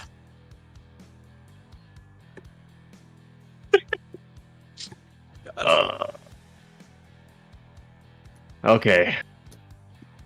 Okay. Alright. Alright. Casts teleport to save their vessel. Eridonis vanishes from the arena. Don't thank us. Just doing our job. Leave this place. Best Patron of the Year awarded. Oh boy. We're, This is a delightful scenario. That it is not. Big angry gorilla bearing down a pound Eric's. 2 horrible hyena-like demons over your Tukabage in the other wing, and Rudderkin closing in this side. Being dealt with, mind you, by the band. And crazy. Kellen... Ziggy are both not looking good. They're fine. They can deal with this side of the arena happily. Excellent. Okay. Excellent. They're more worried about Brock than anything. I am also worried about Brock. But But I'm also more worried about Eric, so... Yeah. What you got in those spell slots of yours? Nothing. Some I don't have any spells left. I cast Armor Bag at this and have... Eridonis is only neutral to Eric. So that's it. Please hit. Eridonis is only neutral to Eric's, goddamn. Now's not the time to tell him that one. No. Hey, the Barogura is hexed, you said? No, unfortunately not. I believe the Redican are still. Wait. The Redican No, died. one of the Redican is still hexed. No, the one who was hexed is dead. It got burned alive. Oh, yeah, the curse marker's gone. All right, well, you know what? We'll hex the ball girl then, and What stat score are you hexing? but damage. What ability are you hexing? Strength. Cool.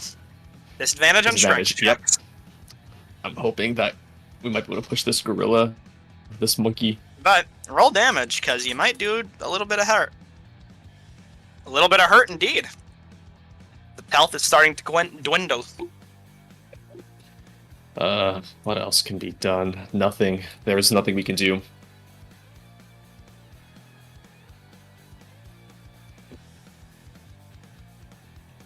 Alright, time for the gibbering mouther.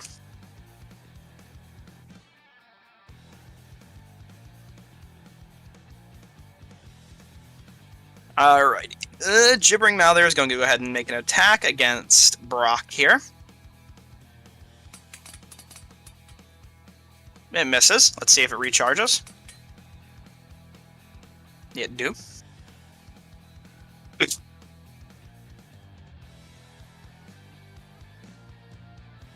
Look, the crit chain never ends, gang. That's just the rules. That was the wrong creature. We'll ignore that one. And this is Brock's, which succeeds. He is not blinded nor struck.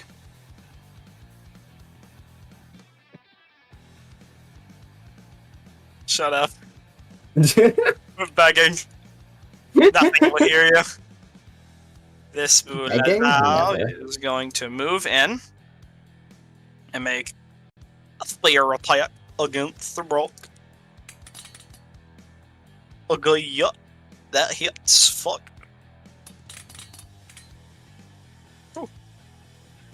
7 points. He is doing fine. Alrighty, so, oh boy. Yep, it can make 2 attacks.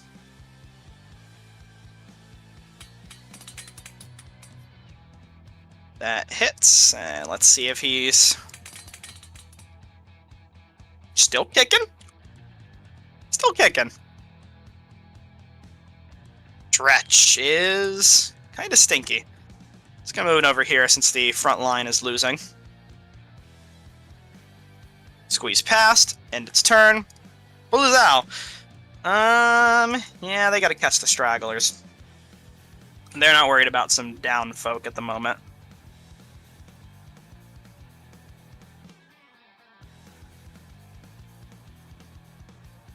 Hey, Mimir.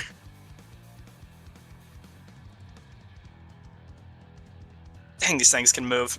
In that case, you can attack this one as it's going to try and get past you to go deal with the rest of your friends. And then this one will come in for you. You're being attacked by a big gorilla. They don't care about you. They'll just go for your friends. This one's going to leap over that and end his turn here. It is leaving you with a necrotic aura, but Eric, if you like, you can go ahead and make an opportunity attack.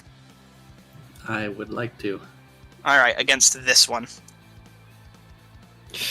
Okay, Eric's. Wait. I think I might have a prematurely plan, but it moved requires one you to survive. The Yeah, Balgura. I prematurely I moved could do one of these that. guys. Alright, that misses. It's the end of that guy's turn. I Brock! can be temporarily unkillable from 1 round, but I can only do this 1 time. Okay.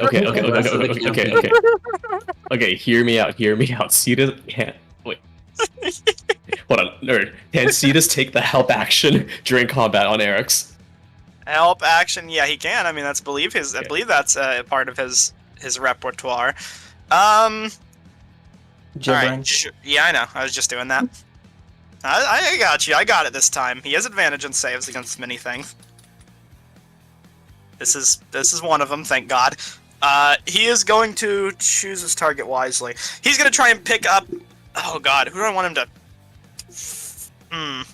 It's easier for him to get the gibbering mouthers. He's going to try and grab the gibbering mouther and throw it into the pit from where he's currently standing. As really, that's his only choice right now. God bless him. Oh my god.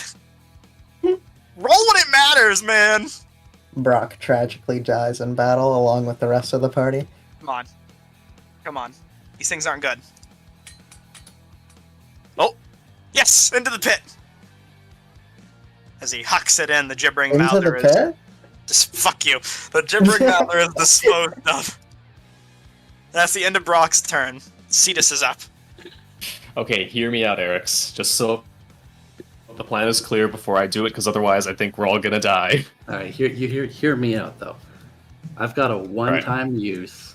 Do not die. I can only use it once in one round of combat for the entire campaign. Should I use it now? Or should I just get knocked unconscious if it happens?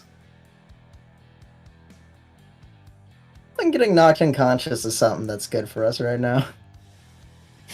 Okay, well, on the off chance you survive, I can have Cetus take the help action and help you shove this piece of shit off, because it has disadvantage on strength checks, which includes contested athletics checks. Alright. So I figure if you can shove him 5 feet into the pit, I think by the initiative... So if I shove him into the pit... then He's low in health as well. How do we get to that lever? I can then cast... Hold on, let me find my ability here. Telekinetic. Yeah.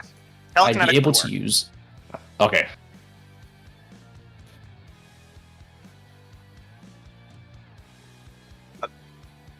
Yeah. So, sorry, yeah. How does that treat you, Eric's? It sounds better than my plan. Alright, in this case, I think... should Cetus be adjacent to the person he's I believe helping, he needs or... to be, yeah, I believe he needs to be adjacent to the person who's helping, so get in there. Okay, well that's doable. Good luck, soldier. Just barely. That's me. Alright, Cetus is going to take the help action, and by taking the help action, he's going to fly around in front of the Balgur's face, trying to distract it. And so long as Eric's does this before the start of Cetus' next turn, it doesn't matter if Cetus dies. God's briefest space. Can he well. do that before Cetus' next turn? I'll say. Yeah, before the start of Cetus' next turn. And Cetus... Alrighty. We'll see if both Eric's and Cetus don't get wiped out. And Cetus's. Hey, Yep. advantage is already conferred. Cetus has done his part. Alright. The Quasit is going to leap off of Eric's leg to attempt to attack Cetus. Son of a bitch, no. Finally, prey he can get to. I was wondering if the Quasit was going to be the one to finally do me in, but I guess not. Abandoned ship. You had to say something. Cetus served his purpose. And points Goodbye, us- brave warrior. Well, he can make a saving throw, and he might reduce the poison to none. He might only take 1 damage, actually. Wait. 4 Gosh, damage. you're That's so four mean. Oh my god, It's Cetus, 4, please. so he'll live on 1 Cetus, HP. please. If he succeeds that con save, go on. What is this, like a 50-50? Not me telling you that. Oh, you Oh, got shit. it. He's still alive at 1 My HP. son. But he does have a Quasit hanging from him. God, that Quasit is so shit. It's done so much, honestly. Unfortunately, you forgot about Exhibit A of this combat, which is... You know what? As long as this No. Balgur, I don't care if this Balgur can even punch Cetus. It doesn't matter. If anything, it'll be better if it punches Cetus.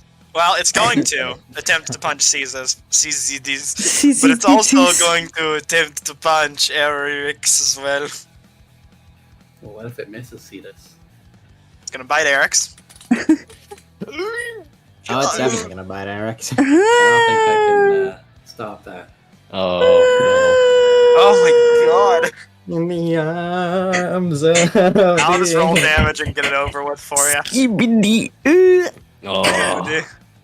Skibbity. Skibbity. TPK. Never a TPK. Nope. You know what? You know what? I was gonna throw this in. I'm just gonna post. Forever and always, the safety net shows. I will give you something that I was supposed to give you earlier. that I held off on That because you you never asked for it. Oh my god. You never asked for it, to be fair. And it's not too much, but one Aurora Watch soldier joins into the fray. I have it written into the document. If you asked Varen before this fight for one Aurora Watch, he would have given it to you. Now, he could have either given you one Aurora Watch veteran or 3 guards. What do you want? Here's my question, right? Cool. You're I going have down either no way. Aurora Watch in my notes that I met. Yeah? A Sure. retired guy? Is that what you're talking about? Oh my god. Alright. He's You a want him? cleric. He's No. You a, want him? No, no, You no, want him? no, no, no, no, he's a no. Luxon cleric named Oh. Kalim Talarin. And you want him? I mean, if you want him. I mean, we could all use a cleric right now, everybody. Alright, let me go get a stat block.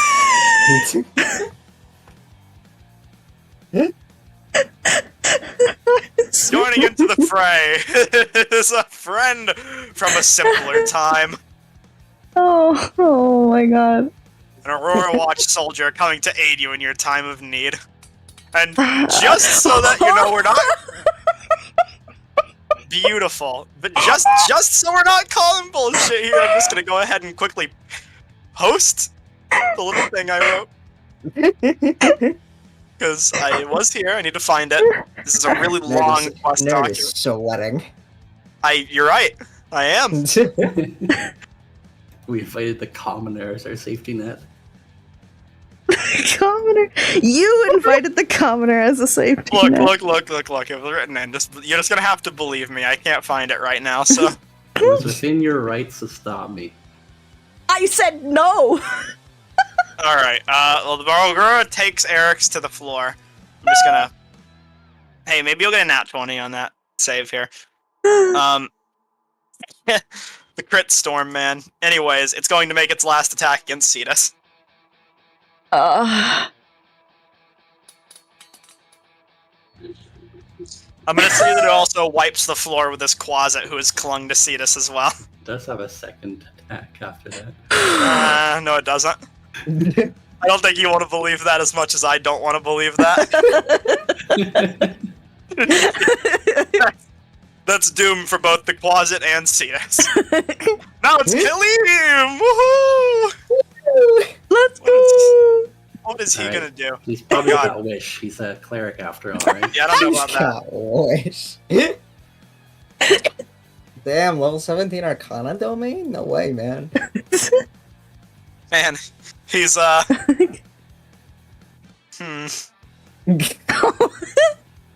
Okay, What a let's guy. think. I'm gonna do something. Hold on. Uh-huh. Hold on, I know how clerics work. Wasn't ready to use this stat block, you see, so I just needed to get some preparations made. Doots, prepare spell. Alright, he's got healing word. Wow. He always had a healing word, actually. No if way, you can man. believe- I know. Oh, man. Yep. Damn, he didn't have Mass Cure Wounds on deck? No, he didn't. There's only so far this can go. I don't even think it's gonna go that far to begin with, since he can't reach anyone with this spell. With healing word? What do you mean? Is it 60 feet? Oh, it's 60 feet. Wait, what? Wait, 90? what? 90? It's 60. It's 60. I thought it was Yeah. 30. Bruh. Okay, Can reach everyone. Yeah. Oh no, everyone except Fenzira. so, yeah. Healing word. Who am I gonna... Eric's. Actually, that's just movement, is, and really. he's his best friend. He's his He'll companion. upcast it at a 3rd level. I think he can reach 60. It's just the weird distance calculating that's doing weird Yeah. stuff. You could. Here, Third look at level the slots look at the with no template. healing word. The 52 template, but yeah. What? Anyways, Eric's, you're back up with 11 hit points, and he is going to cast. He's going to help Brock by casting Sacred Flame upon this foe. I've got to find the place where I said that you had an extra hand if you wanted Sacred it. Flambe. It fails. It takes 6 points of damage, and now you have just a Wait, 4. little bit of time to recollect yourselves, hopefully. As a new friend joins. Fenzire? I was measuring a thing without Oh, it's not the. Fenzire. Yeah, you're fine. I put down that thing because I was measuring the distance Yeah, without it'll be the fine. like Yeah, I'll wonky. fix it later. I'll fix You're it later. good. Forever and always. Later. You're good. Later. You're fine. Derek's playing dead. Eric's is still prone. This is like- It's not my turn yet. Alright. So I'm not unconscious. So I Alright, well, did we'll not just say it's automatically move it. Playing moving dead. in. It'll move in on the war front happening on the other end. This guy is gonna move here. He can't really get very far. He can get up to here. Eric's.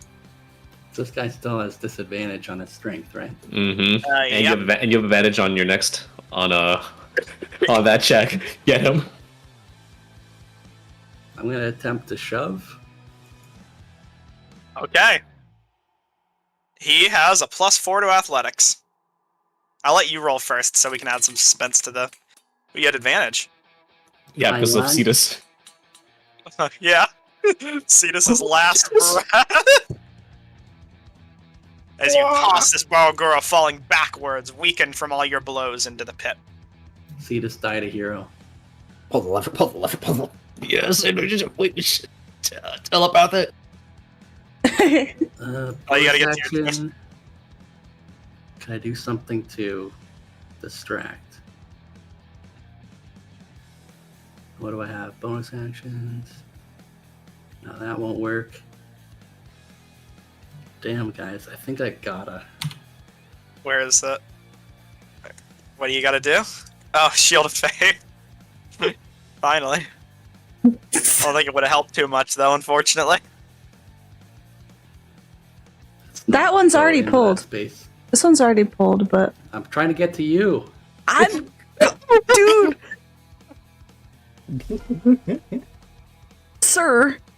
Get your natural ones ready. They're coming. No, Okay. no net one today.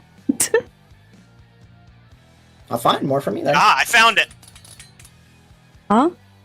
You found what? Don't worry about it. Anyways. Oh my god.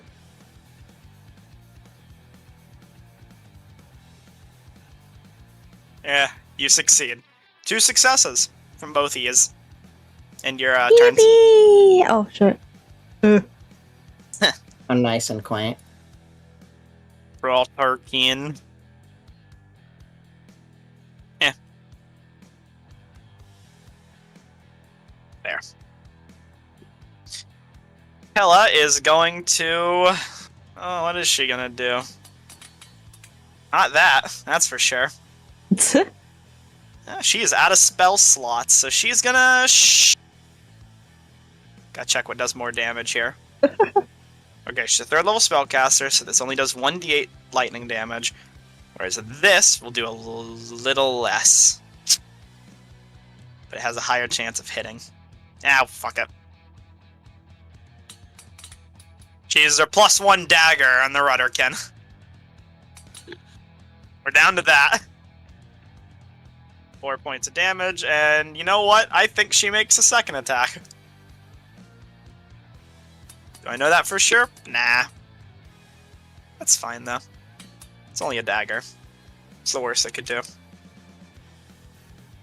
And the Dretches, which can move even slower, so they aren't much of a worry. Oh no. But they are still blind. This Dretch is a worry, however, as it's going to try to kill Alex. Eric's. Eliximo. Alright, Eric's, how does this feel? Feels like a nat one. Alright, how about this? Been rolling high this combat, so who Oh fuck. my That's a god. miss.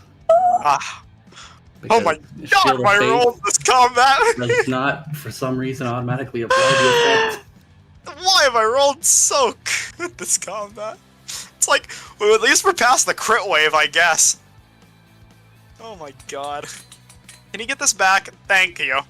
Thank you so much. Let's Thank you. check. Thank you. Let's see. Is this 10 foot in? I count it. Fine, he'll take an op attack, and he's gonna try and cacophony these assholes. They're in. This one won't get moved at all, but this one I'll say could get pushed in the pit if it fails. And I'll say it'll be enough to really help out since they're pushing over wooden. You know, what else does he have? This feels weird. Fuck it. That's too much of a stretch. I'll even say for myself. Because there's wooden spikes in the way, a barricade stopping him. He'll instead cast Bane, because that's pretty helpful. That does drop Heroism on Kella, but I believe she gets her 2 temp HP from that, so that's fine with her. Alright, how many targets does he get? He gets up to 3 targets. He's gonna upcast that. Does it give him an additional target? Yes. So he's gonna get 4 targets. Oh, that is a screenshot. Oh no. Oh god, what have I done? Oh, I can't find the button. Okay, I don't want to download this screenshot. Thank you. Bane! Come on, you must target at most 3 tokens? Oh my god. I'm gonna upcast it. Quit being a square. Boom. Heroism's down, but Bane is up. So that is to each of them. God, 1, 2, 3, 4. Charisma, charisma, charisma, charisma. Failure. Failure. Failure. That is all failures. They're all baned. Which is actually pretty nice. Eridonis, you're up. What you want to do, buddy? Please pull the lever. So you're pulling the lever? Yes, using my telekinetic feature. Mage Hand ordinarily has a distance of 60 feet. Nice. Alright. Yes, I will use my action to pull this lever. I want you to roll me 10d10. Please roll high. Hopefully it rolls high. Could be 10 damage. That'd be rough. Oh boy. It's always fun to say. Wait, why are there 2? My bad. The second one? Cool. 43 points of damage. 43 to this gibbering mouther. Doesn't kill it, but gets it low. And definitely kills the Barlgura. Sending it to Deadland as it's shredded in the sacrifice pit, which whirs and steams with agony. Well, this is nice.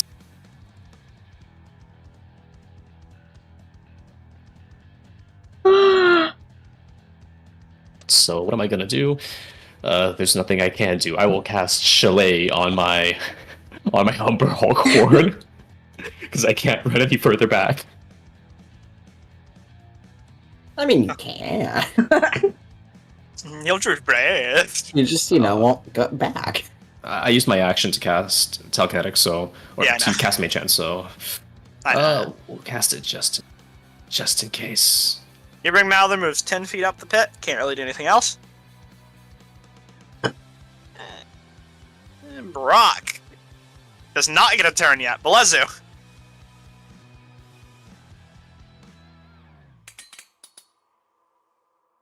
And I do give my NPCs unconsciousness. Because God bless if I didn't. Which, hey, probably for the best. He might. Holy shit. Alright, he is just barely there. Not much though. Just barely there. Got like 1 hit point left, maybe. He's got a cleric next to him, that'll help. Or he'll just die from the necrotic damage, but we don't think about that too much.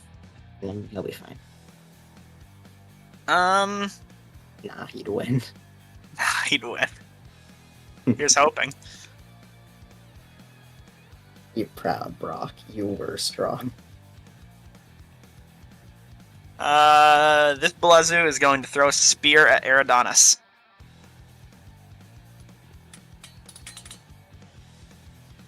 And miss. It's gonna throw another spear. Hell, that was its only spear, actually. Wow. It's only got one Okay. spear. It'll pick that up later, but be thankful for their momentary lapse in judgment. Okay, Brock. Come on. No whammies. Absolutely reckless. We love reckless.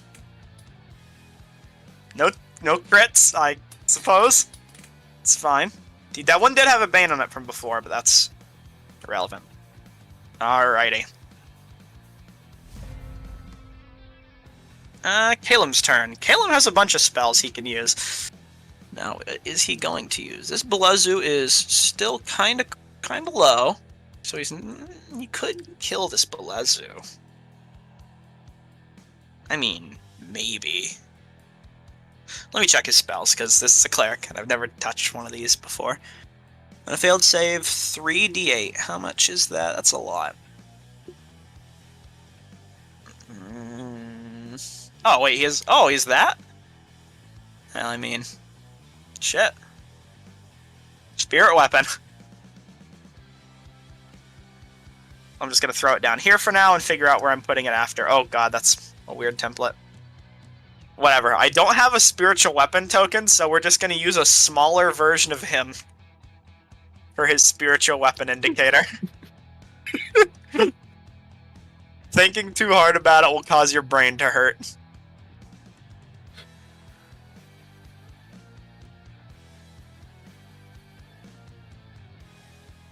There we go. Spiritual weapon. And we'll just say his spiritual weapon is a smaller version of him with a mace to grind. Alright, where can he summon this? 60 feet away from him? Cool. He'll put it over there with you guys, since you clearly need the help right now. And then he'll move in, and he'll use his action to attack with his mace. Now, he can't apply his weird pseudo-smite to this ability, so he's just gonna smack it. For a decent portion. Which is not that decent, actually. Low, but not dead. And that's that. This Boogaloo is going to move in to attack you, Erdanes. Yes. Do your worst. My worst would be shoving you off of this balcony, but I don't know if I want to do that. He'll take the spear and he'll throw it back to his friend, and then he'll use his attack to kill you forever. Woohoo! Yes! Which misses. But his friend does have his spear back as he catches it midair like a badass. That would have been with Bane, because I'm forgetful. Alright, this guy is going to attack with Bane against Keller. Parries it away with his horde. E4. Just adding my Bane here. That misses. That misses. Oh boy, these are what we needed. And his last attack also misses.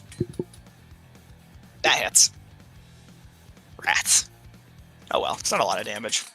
Okay, maybe it's a little damage. Maybe it's just a bit of damage. That's fine, though. Oops. Your turn exists. It sure does. I'm gonna move Opportunity out of attack. this guy. Now, you do start your turn within his poison as well. What do I have to roll for that? You have to make a Constitution saving throw. The DC of 11. And for the scratch, because I don't know if that hits you or misses you, but there's damage one way or another. I think it misses because of your spirit shield. That will miss. I'm at 21 right now, but it's not. Awesome. Yep, that's what I Automated. thought. For some reason, I don't know why. It keeps being our problem. Ooh. So you can only take an action or a bonus action, but you can no reactions, but you're fine. You can still move. Can I take an object interaction? Yeah, doesn't say anywhere you can't. Alright, Let's see what I've got. And that is while you're poisoned. If you aren't poisoned, this doesn't affect you. +1 to charisma saving throws. That won't help.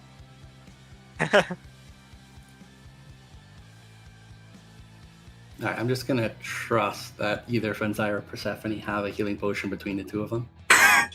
That's a big trust to throw out there. Do either of you? I have a Yes. healer's kit, and she has a potion.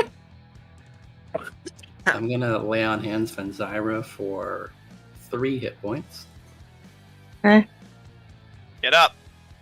Get the fuck back up, Come soldier! on, samurai. Ain't over yet. We've got demons to kill. As Alright. the tide turns anew. Hi. I'm taking Hallelujah that for the off. tide turning. Hi. It's your turn. Yep, we can use this thingamajigger. Because I am assuming that... Are you gonna heal them on your No. next turn, or...?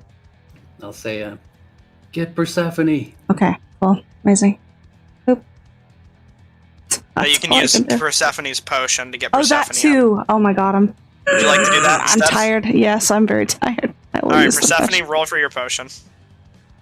Bingo bongo. So that bongo, Must bongo, target. bongo. I'm tired. Yeah. Okay, relax. It's all good.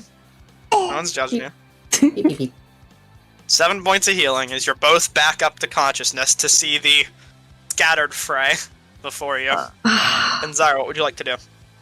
Actually, lose your action to apply a potion to someone else. so Yeah. bonus action. I was gonna say, like... Really nothing I can do with my action, or bonus action, I mean. But I have reactions, so I guess I'll just... On the ready for that. Can I move? It takes... I have to get up. Hold on. Oh, my god. Boop. That one. That's the button. There we go. And go... There. Amazing. Okay. Boop. Alrighty. I'm sure Persephone. you can see what's happening on the other side of the map. Yeah. Yep. Because I am going to stand up, load an explosive arrow, You're welcome. and ruin their day. Yippee! Oh boy, that hits a lot of them. It does. Oh, it sure does. I knew we'd need Loud it. crashing explosion impacts the center stage. I only need to target the one, so... The shrapnel hits Eridanis square in the chest. No. the shrapnel, the shrapnel. Alright, the longbow arrow will affect one of them. Okay, well, it you're needs to be targeting the centered, ground. so the Yeah, actual you're, arrow damage doesn't matter. you're but targeting the ground. the rest So of that. that's minus 5, 6, 7, 8, 9 damage. Yeah, 9 damage. Cool, which I believe brings it 32. Mm-hmm. Awesome. Indeed. And That was a DC great 15 dex investment. Save. Oh, yep. Okay, let me make a dex save against all these creatures. Does Bane affect the saving throws? I think it does. Yes. So, Yes, it does. you know what? I'm just gonna... Oh boy, this is gonna get complicated. Dex. I think that was literally the one creature that didn't have Bane. I mean, on it. by all means, you can just have them all fail Fail. automatically. I'm good. Look, I'm still making the saves. In the fun of sport, we make the saving throws. What's the DC? 15. Ooh, this dretch wasn't affected. What? No, it still fails. Wasn't affected by pain. I got it. Oh, they all fail. So they all take max damage. 32. Hell yeah, brother. I'm just gonna subtract the health before I start removing bodies, just so you can really see the benefits of your labors. Took them so long to get into a good AoE position, but finally. As most of the fray is wiped out, and Kellis jumps up cheering. That's lovely. Ben was Grabbing just her like, hip. fuck yes, I knew that was a good thing to buy. Oh, I got one more arrow in me. Hell yeah. Let's go. And that too much. misses. It strikes the Oh, spiritual well. weapon right in the forehead. You see the explosive arrow hit because, you don't really need to aim. Alright. Alright. Hella is going to run over here, and is going to try and shove the Belezu off the stage. First, she's got to see if she recharges this. She does not. She never will. And she is athletical. As she's gonna, never. She's going to wrestle it. She can wrestle. That's what she do. Rastal. That is what she do. It's an acrobatic creature, so it's going to try and dodge. Ooh, that's almost a 20, but not quite. It is shoved 5 feet off of the stage. Nice. Just say it's 30 feet up for fun. 14 points of damage, and it is knocked prone. It will find its way back up eventually. Just, for the sake of Eridonis here, I'm going to go ahead and mark it as minus 30 feet, so you can see it's this. Yes.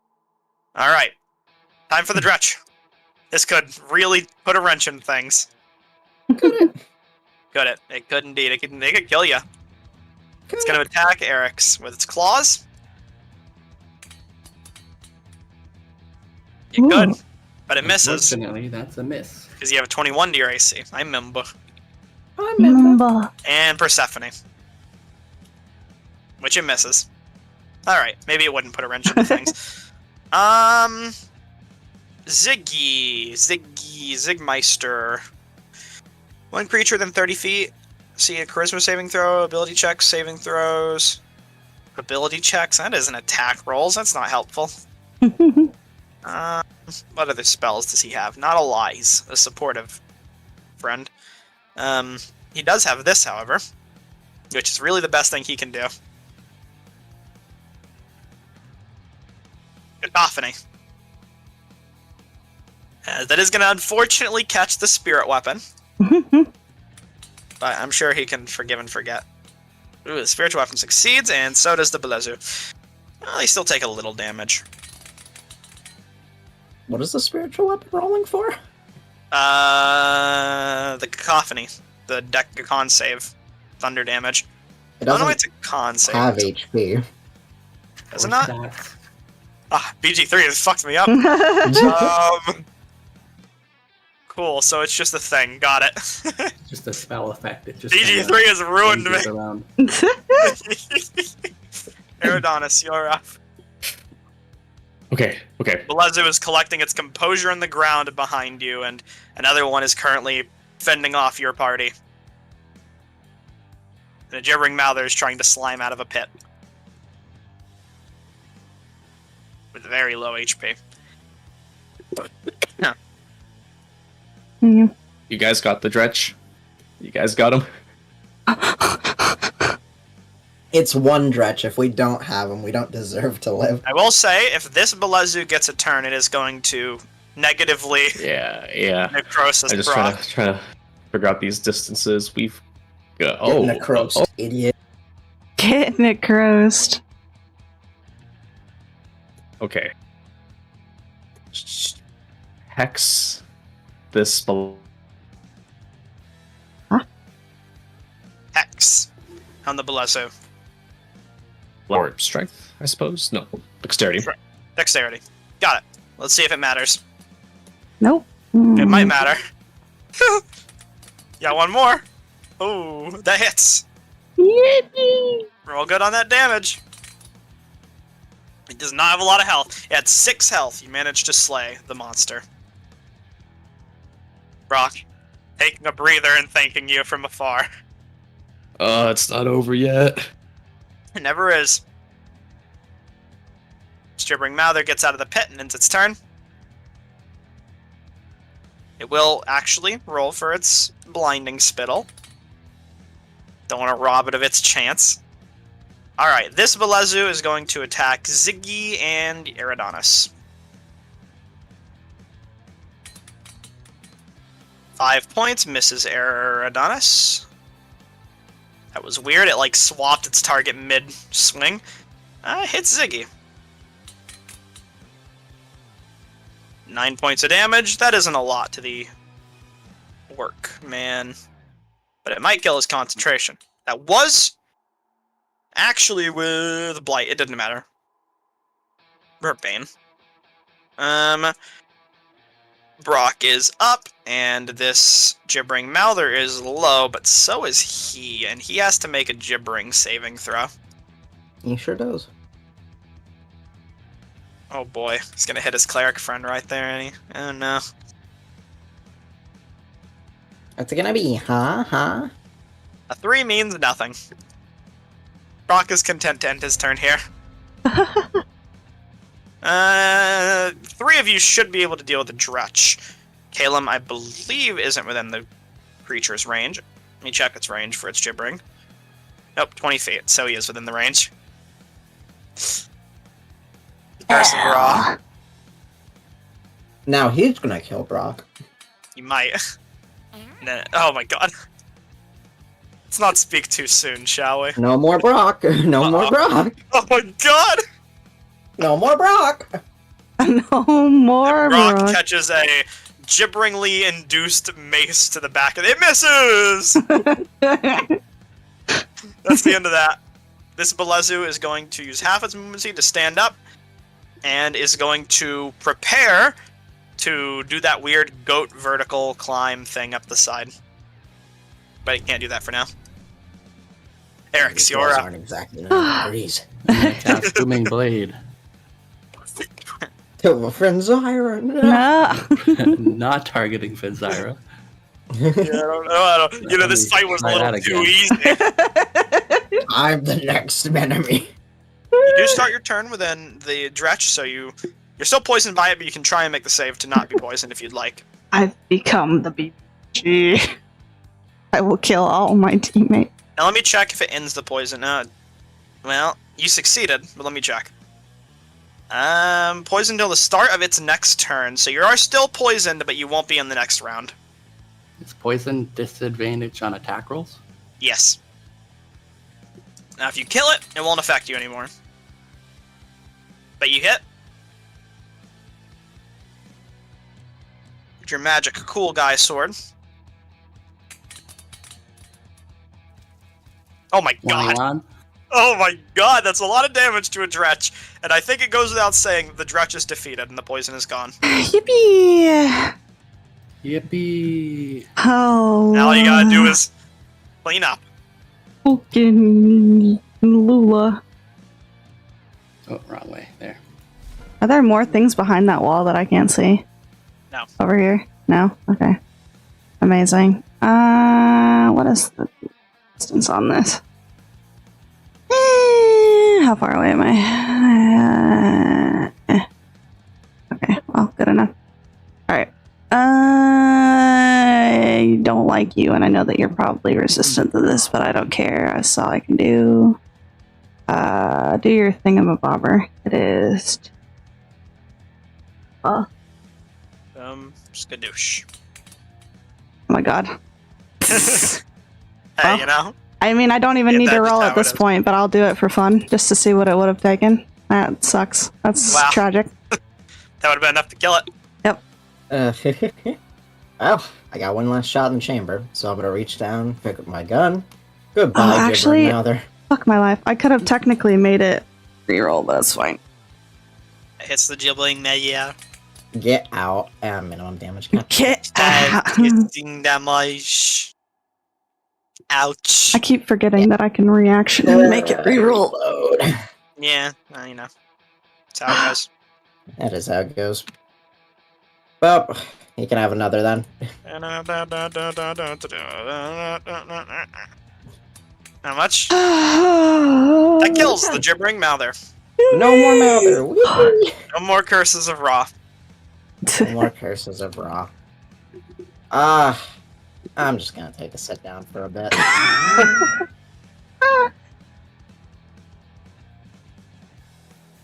Kella's turn. She is going to attempt to shocking grasp after pushing into the pit that Belezu.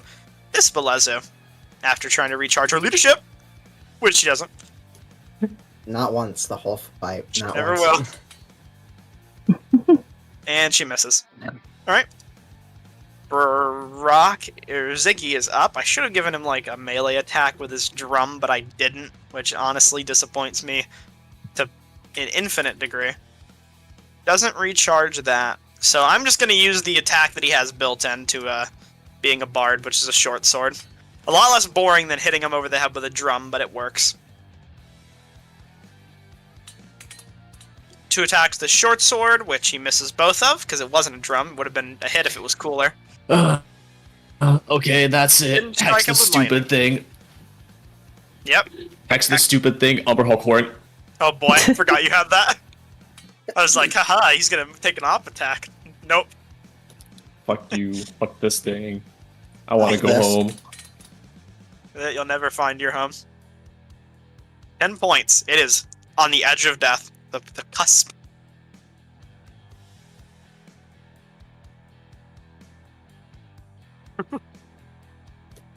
Still alive? Yep. Just barely.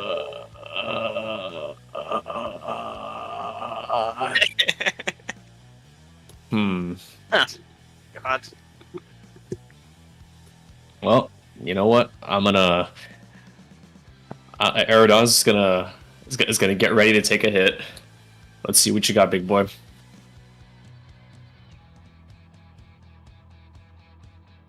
Alrighty. He is surrounded and is going to attack you with his... Nah. Too many words. He's just gonna use his fetid spear. That was almost a 20. Count your blessings, right? There you go, Eridonis. 11 points of damage. And go ahead and make your con save, as he's going to give you a second spear.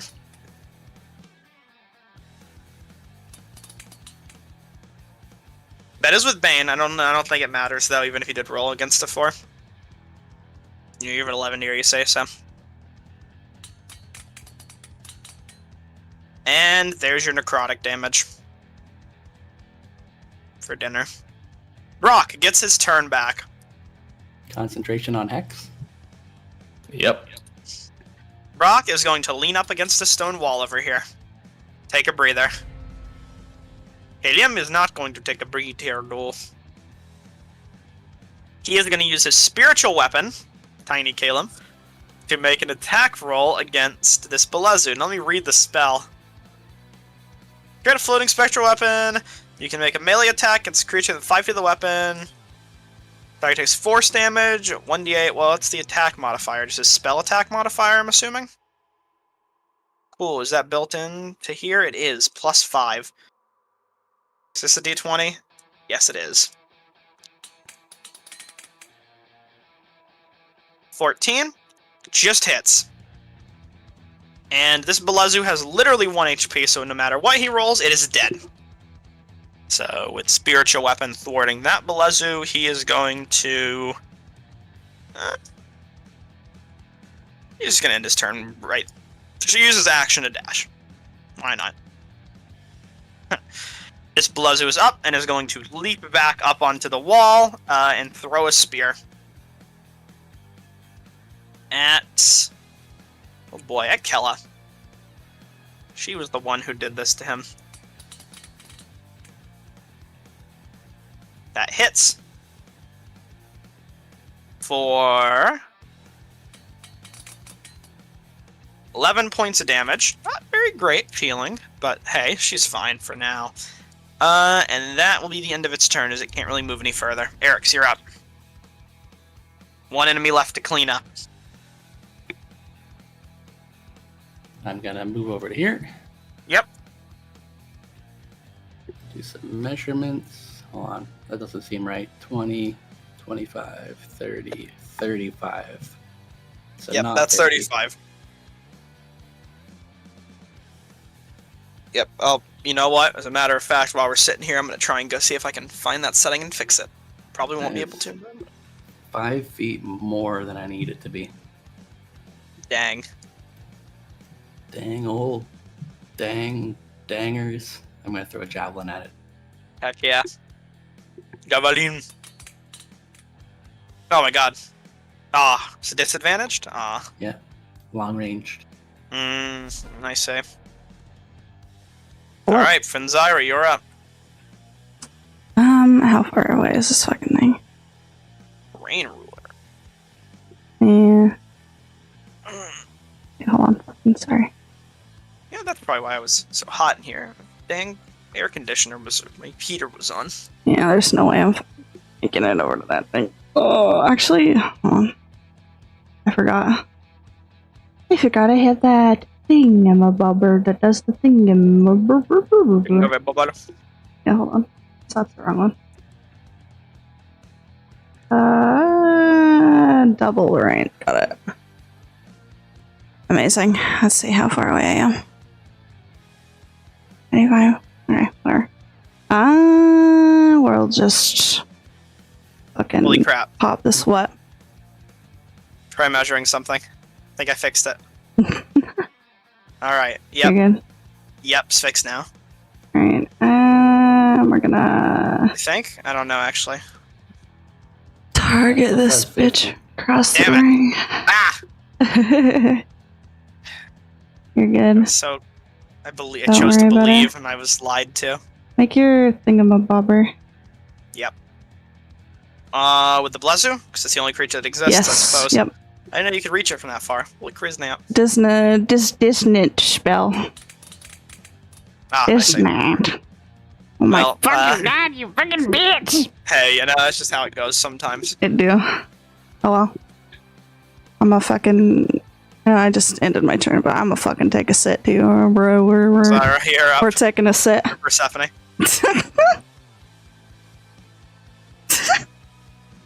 Persephone? I was muted. Alright, it's gonna really bug me if my ammo is an odd number, so grip point, take aim, I want it gone. You're like sitting down and shoot at it. Wonderful. I'm reloading the foundry to test something, so for my own end. Foundry reloader. Mm-hmm. I think you're long range, right? Take aim. Yeah. What's up? Cancels out. Never mind, I'm just thinking aloud. Yeah. Attack! Yeah.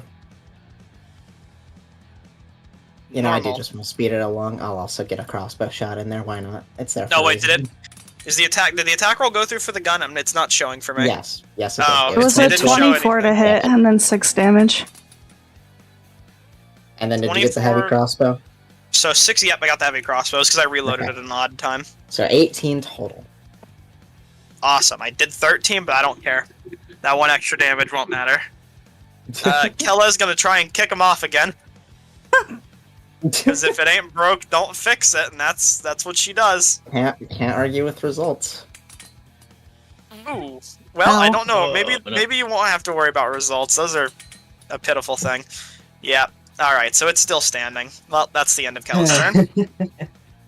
Ziggy has the ability to cast... Wait. Yeah! Cacophony.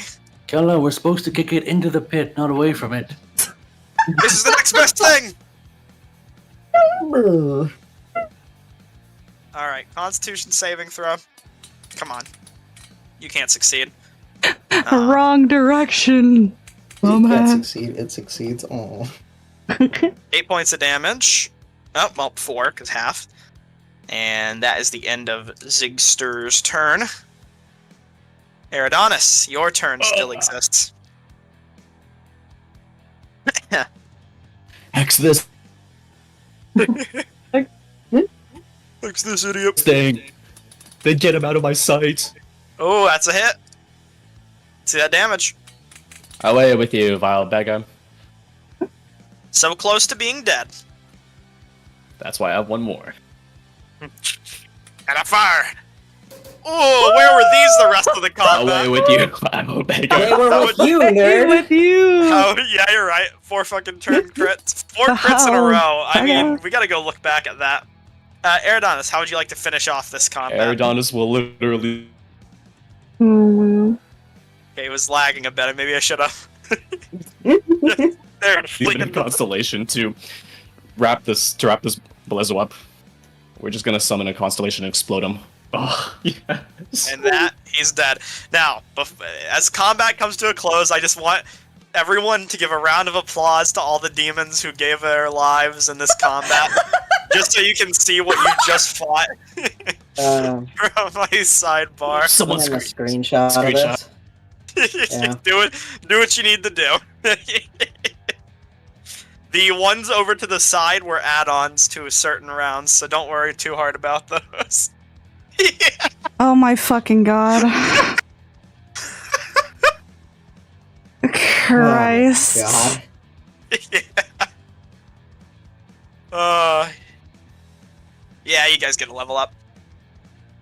god. I was gonna give it to you after session, but in case you guys get into any extra merriment this session, I'll let you guys have it now. Hey, I was gonna ask for a 10-minute anyway, so perfect time to apply.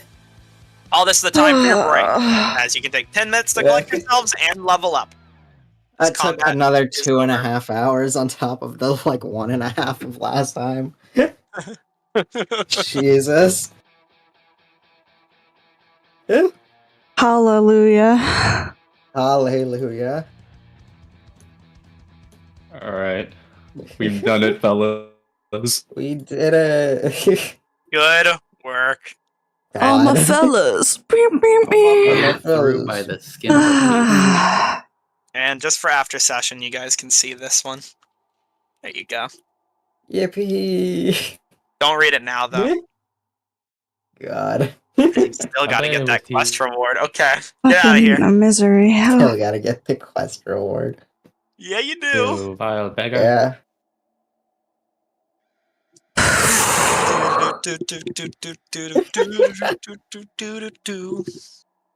Why are you laughing? Because it's funny. I didn't have to use the safety net feature I had for this. You brought in Someone the extra, died. dude. Bummer. Was the extra person not the safety net? Nope. There was another this is- safety net? There was a few safety nets. Uh, There's Oh, always a God. safety net. As always.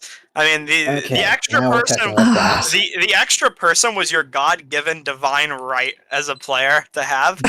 You just never asked for him, so I just saved him as an emergency. oh boy. You also had that, yeah. That spell scroll would have been nice. You might have gotten that expense. What? The spell Let's scroll find from out 05. if this is working properly. Oh, yeah. You'll need those things. Not quite. Why didn't it apply? Oh my god, it's updated Oh at the boy. bottom. Yeah. What's this, Eridonis? Holy crap. Eridonis. There we go. 3d20s, my beloved. Emravonirus. Are they Eridonis. leveling up now? Yeah. Level up time. Yippee! I'm giving you your level up you've so wanted. I'm giving you it now. I was gonna give it to you after session, but I'll let you have it now. I was gonna give it to you after session, but man, I kind of fucked you guys. You know, I mean, I just don't know what kind of trouble you guys are gonna get into, and you might need that I'll long rest. Ask this I every think you single know time, exactly what kind of trouble we're gonna get into. But do we take average or roll for hit points? Average.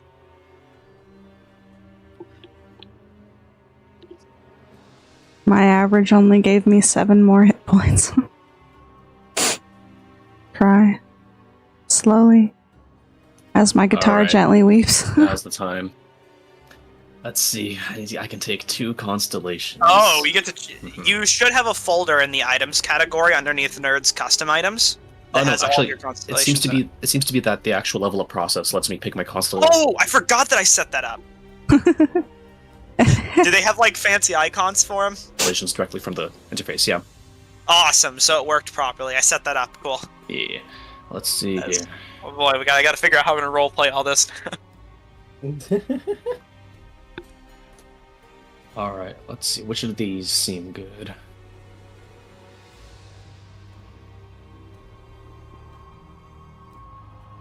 I'm gonna use the bathroom real quick. We'll get back to it once everyone's finished leveling up. If you guys want to do something now, you can delay your level ups and go AFK for a minute. Be right back. Yippee! Oh. I realize my subclass seems to have been very heavily geared towards taking Pact of the Blade. Let me consult my list of stuff. If I ever perma-die, we're coming back with a cleric. Desperately coming back with a cleric. Oh boy. You know, now that you mentioned that, actually, where is it? Why not let me do it if I die? I've already been playing support. Hey, if you die first, that's all you. Okay, well.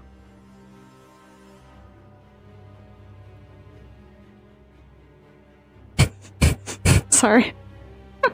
I was laughing because I'm like, yeah, if Zyra dies, alright, I'll just take the art that I currently have and just, you know, change a few bits on it there. Bada bing, bada boom, brother, go.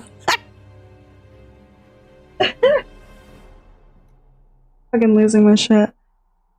Yes, Ben Zyra. Ben Zyra's brother joins the fray.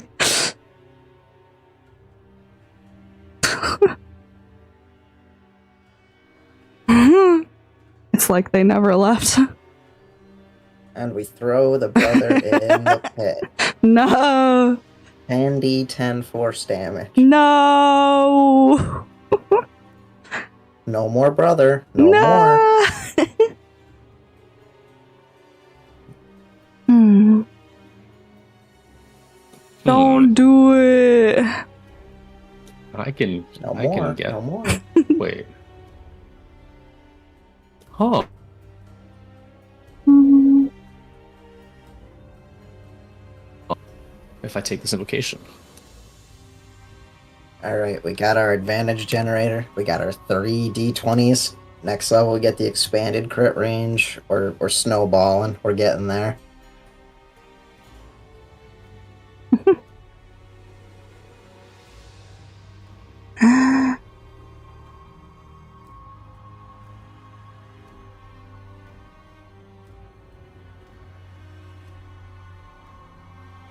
Hmm.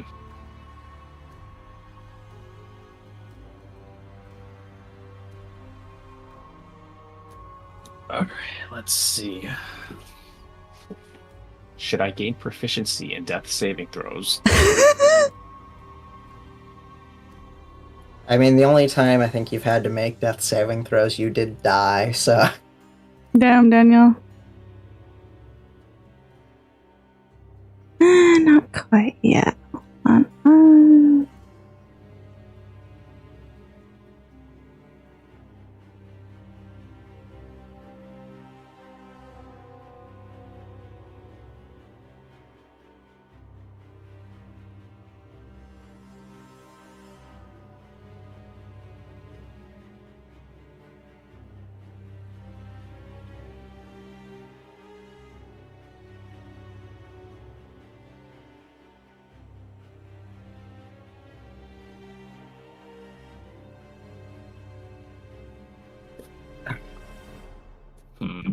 I'm very tempted to get Featherfall out. Wait, hold on. Does Featherfall target everyone? What? Otherfall? Howdy, I'm back. Is that what you just asked? I didn't hear what he said. Featherfall targets. Oh, I can make all this into fall damage. Yeah. Can I safely assume that your group's probably going to take about an hour break? No, Yeah. yes. Alright, if you're going to take a short rest, then I would like everyone to take a short rest once they finish leveling up, just as a way to tell when everyone's done. Yeah. Do you guys think we need to deal damage to unattended objects? Maybe, you never know. Maybe someday. Not that. Think about all the unattended objects you could have dealt damage to this combat. I can triple it. Oh my god. Wow, that's great. 1, 1, 2. Amazing. No, Adonis, I'll tell you that if you were able to deal damage to unattended objects, I would have allowed you to press the lever. Or if you could deal extra damage. Future, I'll make a damage threshold for it. Once again, BG3 takes the lives of a spell.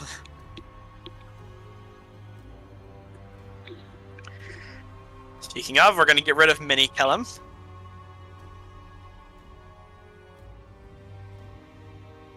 Alright, fellas, if we run out our HP bar again, I'm going to bed. I don't have hit dice anymore.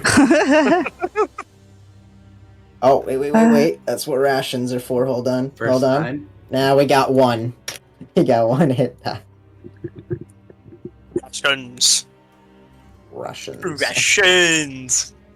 Rush Holmes. All right, nerd. Mhm. Got a question for you Of course. concerning homebrew.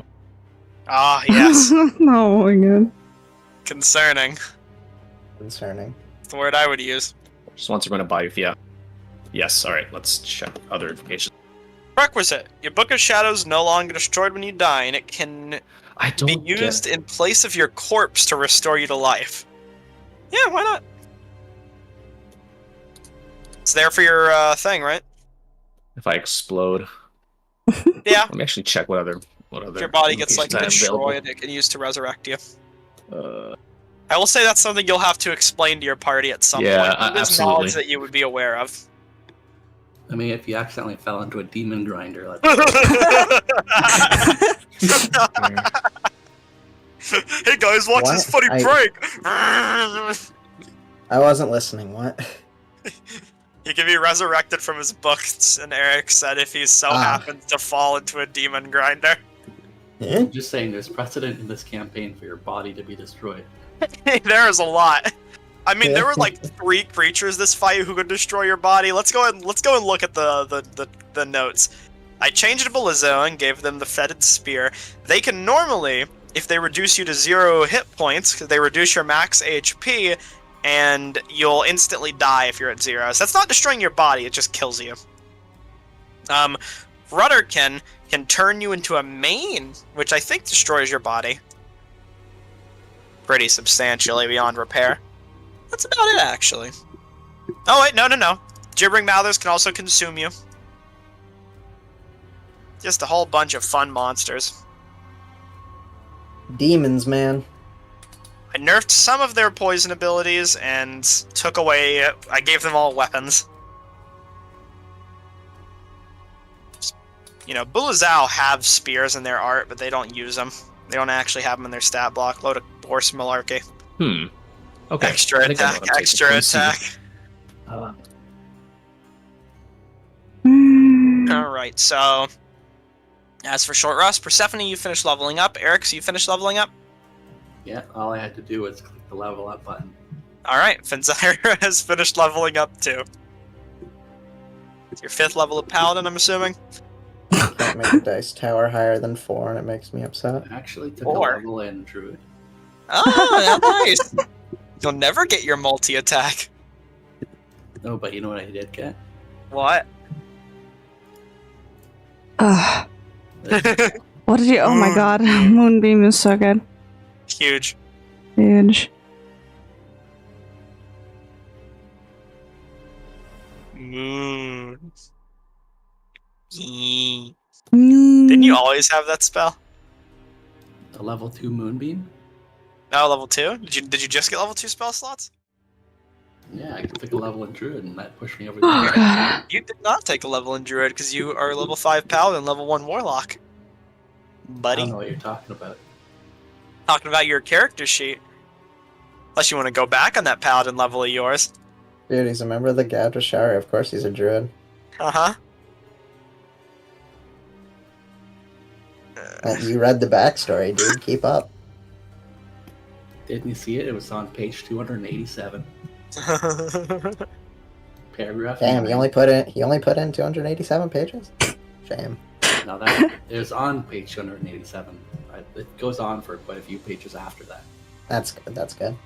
Like, if it's sub 300, it's not even worth using.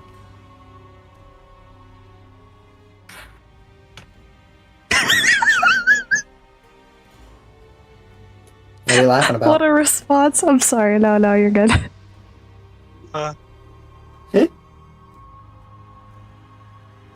Alright, so Eridonis, whenever you're ready, I think everyone's leveled up. Yes, I'm just rolling my hit dice. What did you get for your level up? I am Estus. now immune to fall damage, and Oh, wow. I have proficiency in death saving throws. Oh, that's nice. And I guess I'll have to add Fractured Soul to your sheet because it's not on here. Yes? Sorry? I'll have to add Fractured Soul, the book Resurrection. To Oh your no, shape. I said not to take it. Just it's too much of a hassle, and I think my current invocations are fine. So like, That's up to you. Fair enough. yeah, we're fine. Oh, it was an please- evocation? Yeah. Oh, okay. I thought it was a class Rest. feature. Okay. Rest. There we are.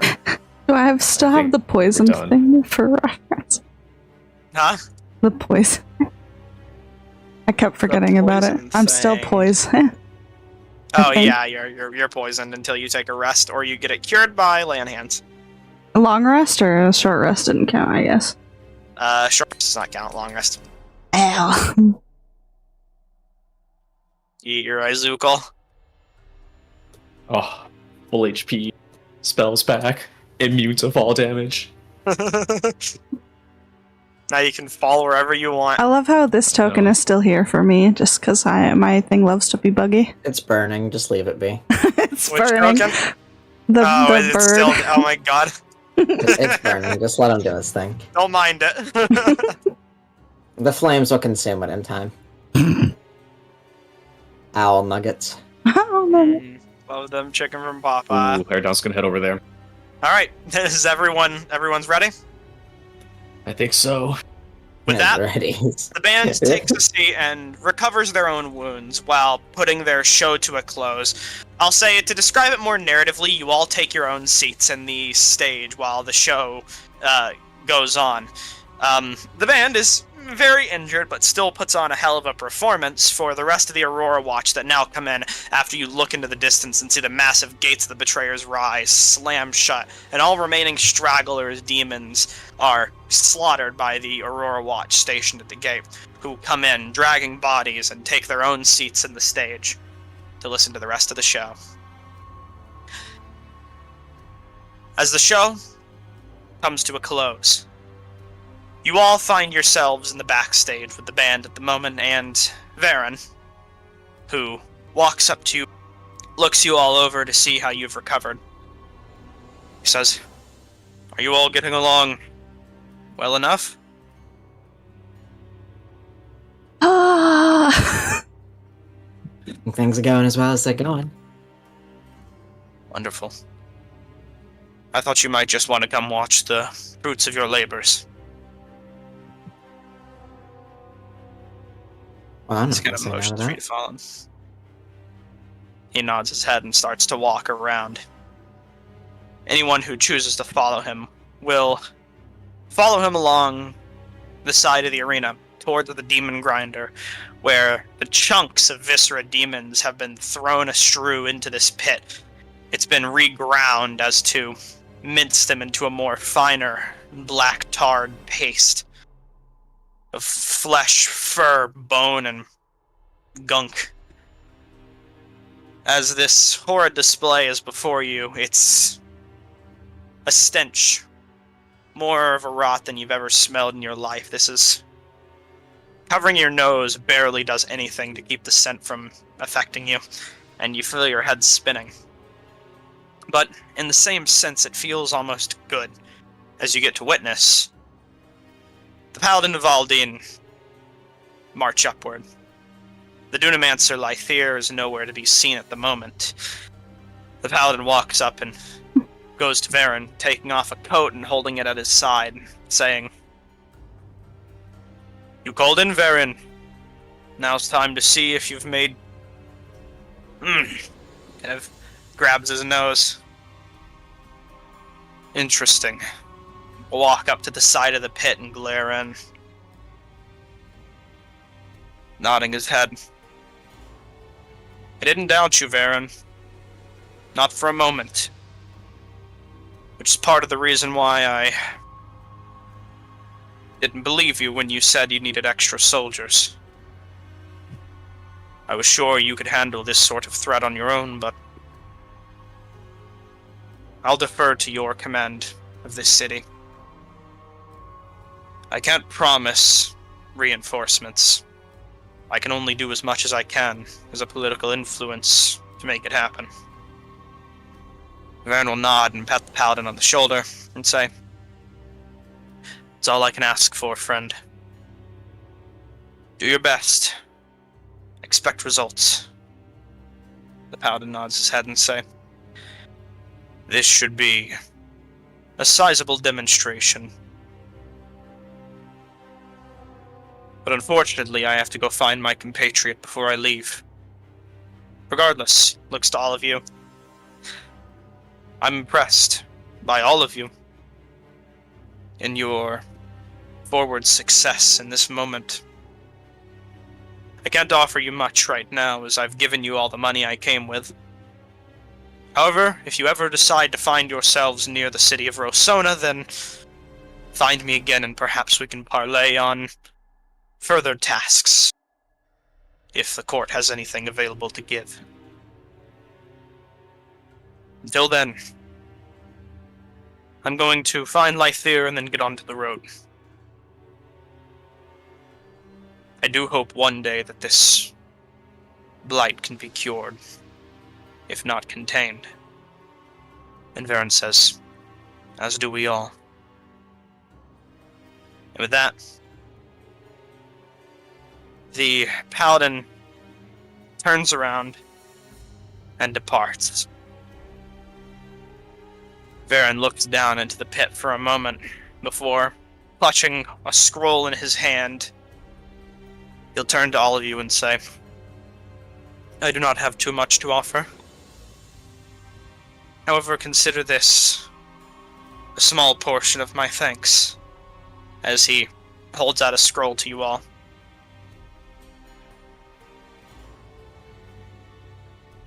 So, what is it? Feel free to read. So he hands it to you, and as you open it, it's a scroll of Revivify. And he says, "The Luxon and consecration as a whole does reach far. But there are times when I can stray from the beacon. My brother Essek gave this to me as a insurance, in case anything ever happened to me. But people like you, who plan to delve into the heart of death, I'm sure needed more.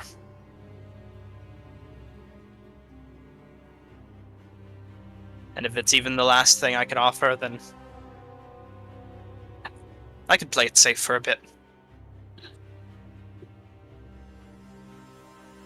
Means a lot, Taskhound. Trust So how me. long you think that's going to keep them satisfied? Couple months, maybe? Should be enough to get more reinforcements in, but historically we are proficient when it comes to stretching our resources. I imagine this should keep us sated for the foreseeable future. At least until some other motley crew comes in and I can ask for their help again. Ella's gonna walk up and say, "But if you even need the help of our motley crew, then we're always willing to assist. This has been a, dangerous but exciting experience. As a matter of fact, we'd like to give our own gift, if you don't mind." No shit, really. Yeah. This armor's good and all, but I don't really need it. Not if people like you are going to go into places like that. And Kella will offer you her +1 glamored studded leather armor. Why ain't that a thing? It is. This is the moment that I was referring to. As Yeah, whoever wants sure. to take that, I'll add it to your inventory. Assuming you. Yeah. Yeah, I will take that in the moment. I do want to say, above board, Eridonis, did you have any plans on using light armor? You know what? I've survived this far wearing nothing but my robes. I'll keep on going. Okay. As for the effects I'll of hold on to glamour, that for the time being. Glamored studded leather is +1 studded leather, and as a bonus action, you can speak a command word to make it look like anything.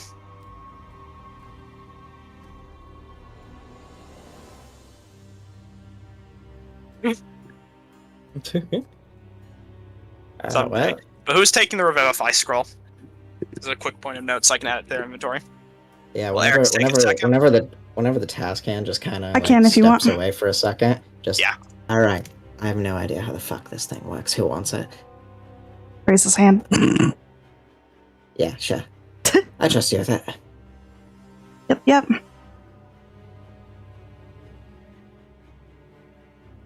Now add it to your inventory. Right. It does mean a lot, Kella. So is Valis Carl sticking around then? I think we're gonna have one last good drink at the ready room, and then we have to move back to Asarius. Brock says. Feel free to join us if you'd like. Y'all definitely earned it. I'm sure we'll swing by. Ziggy says, we're counting on it. It If was you ever great buy performing again, with you link up lot. with us. Ziggy says, the very same. We hope to see a bit more out of you next time. In the performance end of things. Combat, superb. You're on. With that, Valor's Call finds their way to the ready room. Leaving your group, currently to your own little side corner of the sacrifice engine. The Aurora Watchers still here and cleaning themselves up, bolstering their own wounds, collecting wounded, and just celebrating the moment. I'd like to go over and find Kalim. You find him sitting on a nearby stadium. Kind of looks to you as you walk up and says, never been a fan of this new music, but it wasn't bad, and it sure as hell did the trick. Me neither, but I can't thank you enough for your timely arrival. I mean, one more timely arrival equals one less death, and I think you should be thanking the Luxon for that one. I was beginning to wonder if I'd see Rubber's twig on the wall when I passed by in spirit. I am very glad that that is not today. And I hope that will not be the case while you're in this city, or beyond. Well, I think I survived the worst it has to offer. It's all uphill from here. I believe so as well. From what I've seen in my time, inside the Betrayer's Rise is bad, but the monsters are comfortable in there. It's their home. Hopefully that means you'll be able to get the drop on them if you decide to go in.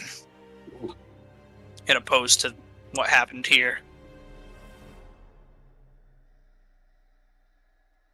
Can I, just like glancing at him, does it look like he's got that twig on him? At the moment, no. He left it at the wall, as I believe you requested him to do, right? Yeah, if I didn't make it back.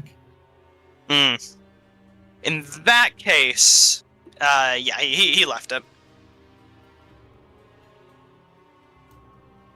Well, Kalim, even if Betrayer's Rise proves my final moments in this city, I can always count on you and others like you to carry the torch.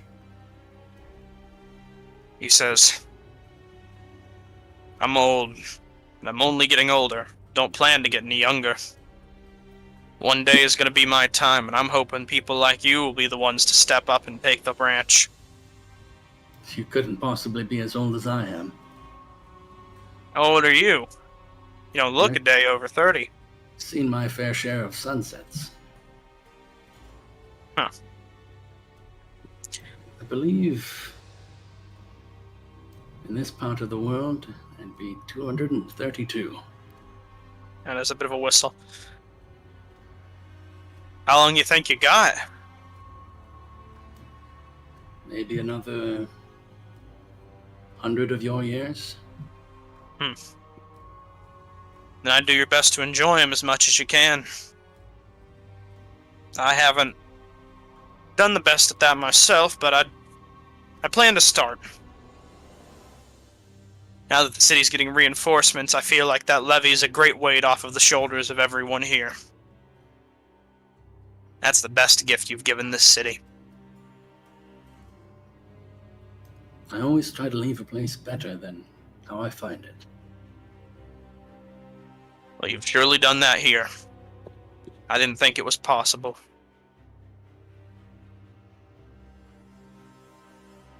If you need a hand with the rest of these demon corpses, you can give us a holler. I think The rest- we'll be heading out now. The rest of the Aurora Watch should be able to handle it. Enjoy yourselves. You've earned some celebration. And I hope Varen compensated you well.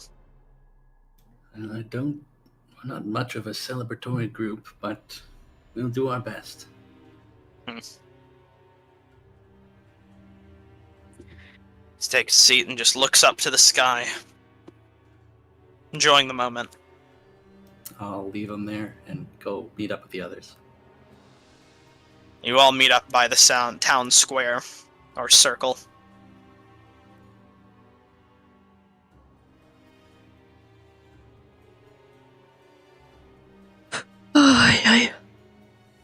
Well, that was pretty fucking awesome. Where to now? Well, unless you want to drink yourself silly at the ready room, then... We could get started now. Yeah, I like where your head's at. How much of those do you have? Not enough. Why are you asking Eridanis how much of weird food he has? It's just astonishment. The infinite astonishment of Eridanis. Make that a song title. Ah, shit. Oh man, do you want to know what else Eridanis still has? Sweet words in the tiki land.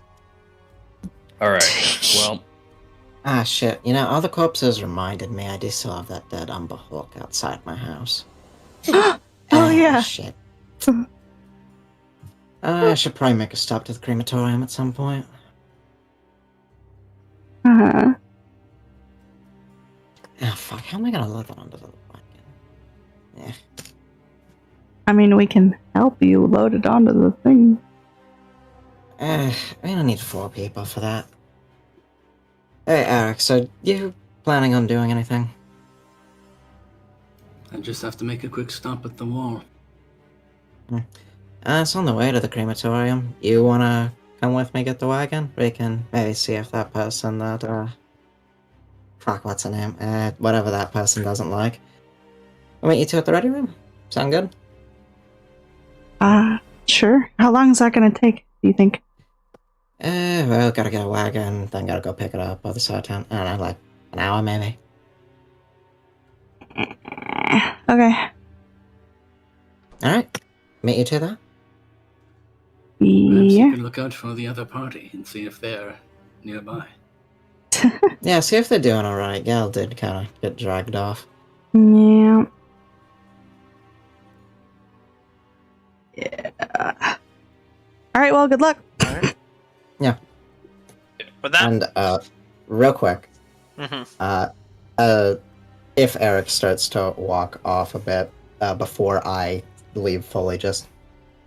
Hey, also, while I'm dragging him away, if you two could talk to Red Hat, see if you can figure out a deal there, that'd be great.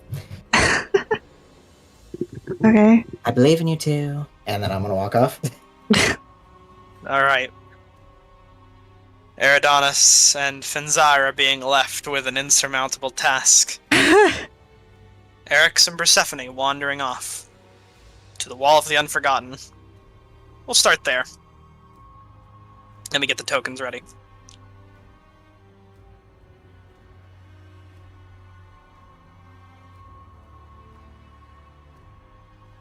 Tokens plural?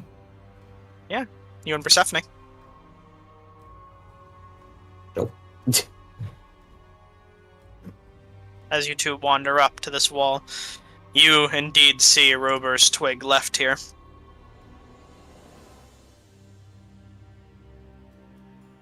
I suppose it isn't bad form to retrieve an item if you survive.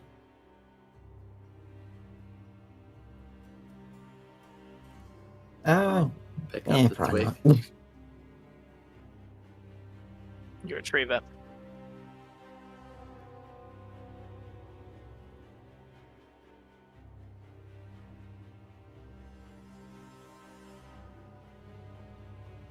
Well, shall we carry on?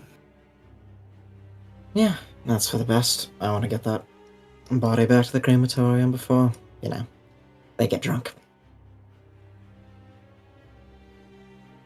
And with that, back to the streets with haste. As we're leaving the wall, I'm just gonna do a quick glance at all the items here, like as I stoop down to pick up the twig, and I just want to look at them all and see if any of these raid items catch Persephone's eyes. Persephone, What's up? do you want to do a roll for that, or do you want to just give him an answer? I mean, sure, I'll roll for that. Why not? I know that there's one section of the wall that I don't even want to glance at, but besides that... Make an insight check, Eric's. I was going to say make a persuasion or deception check. This is a bit of a tricky one. You know what? Just determine a DC in your own head, Persephone. Yeah. Does he pass it? Yeah, he does. Alright, what do you want to tell him?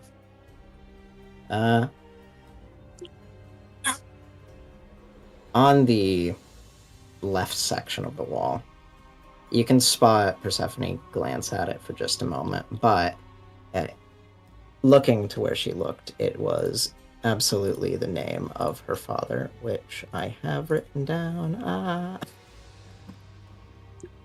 You messaged me too much, nerd. You messaged me too much. I'm gonna kill you. I'm just going to post something. I'm sure you will. Don't mind me, just proving my point. I don't like you very much.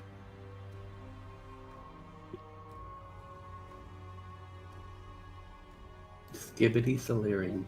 Skibbity. You sent me Skibbity too. Leave me alone. Yeah, after you sent me Skibbity twice. You don't know what you're talking about. Know exactly what I'm talking about.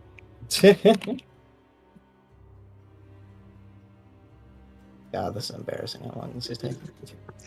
I I talk to you can way find it. too much. Yeah, maybe you should stop that.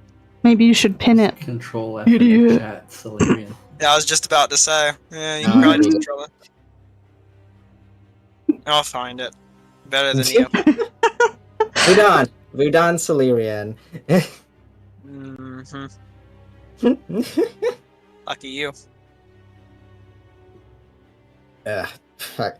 See the name Vudan written on the left side of the wall alongside what item? I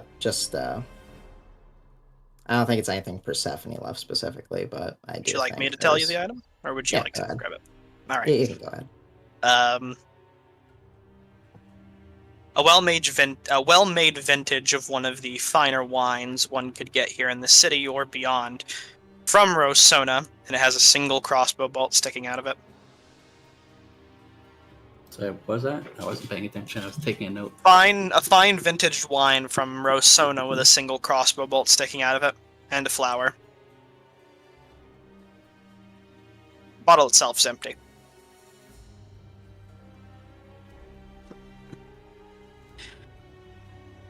All right, I won't say anything or draw any attention towards it, and I'll just follow along. Alright, and I'll say it would have been easy for you guys to go ahead and get some people together. You had to go get a cart first, I guess, for the body, so...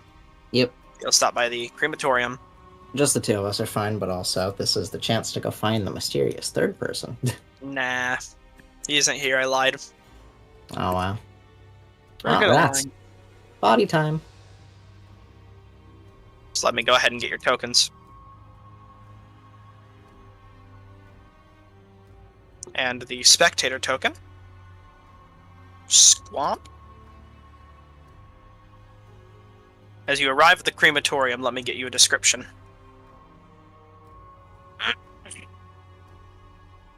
Thick, acrid smoke bellows from the chimneys of this stone building. Corpses wrapped in beige cloth are stacked in a small yard northeast of the building. A willowy man wearing a leather apron greets you at the entrance with, say this guy, with a surprising cheer. New bodies for Bazazan, I see. Behind him stands a gaunt man, muscular, blue-eyed, with short cropped hair and a missing arm. That man is... I'll drag his token aptly. I didn't really read his description box when I made the map. So there you go. You There's know it. Sebastian Whole Allerton. Umber Hulk. Umber Hulk. Well, I was talking about y'all too, but... fine.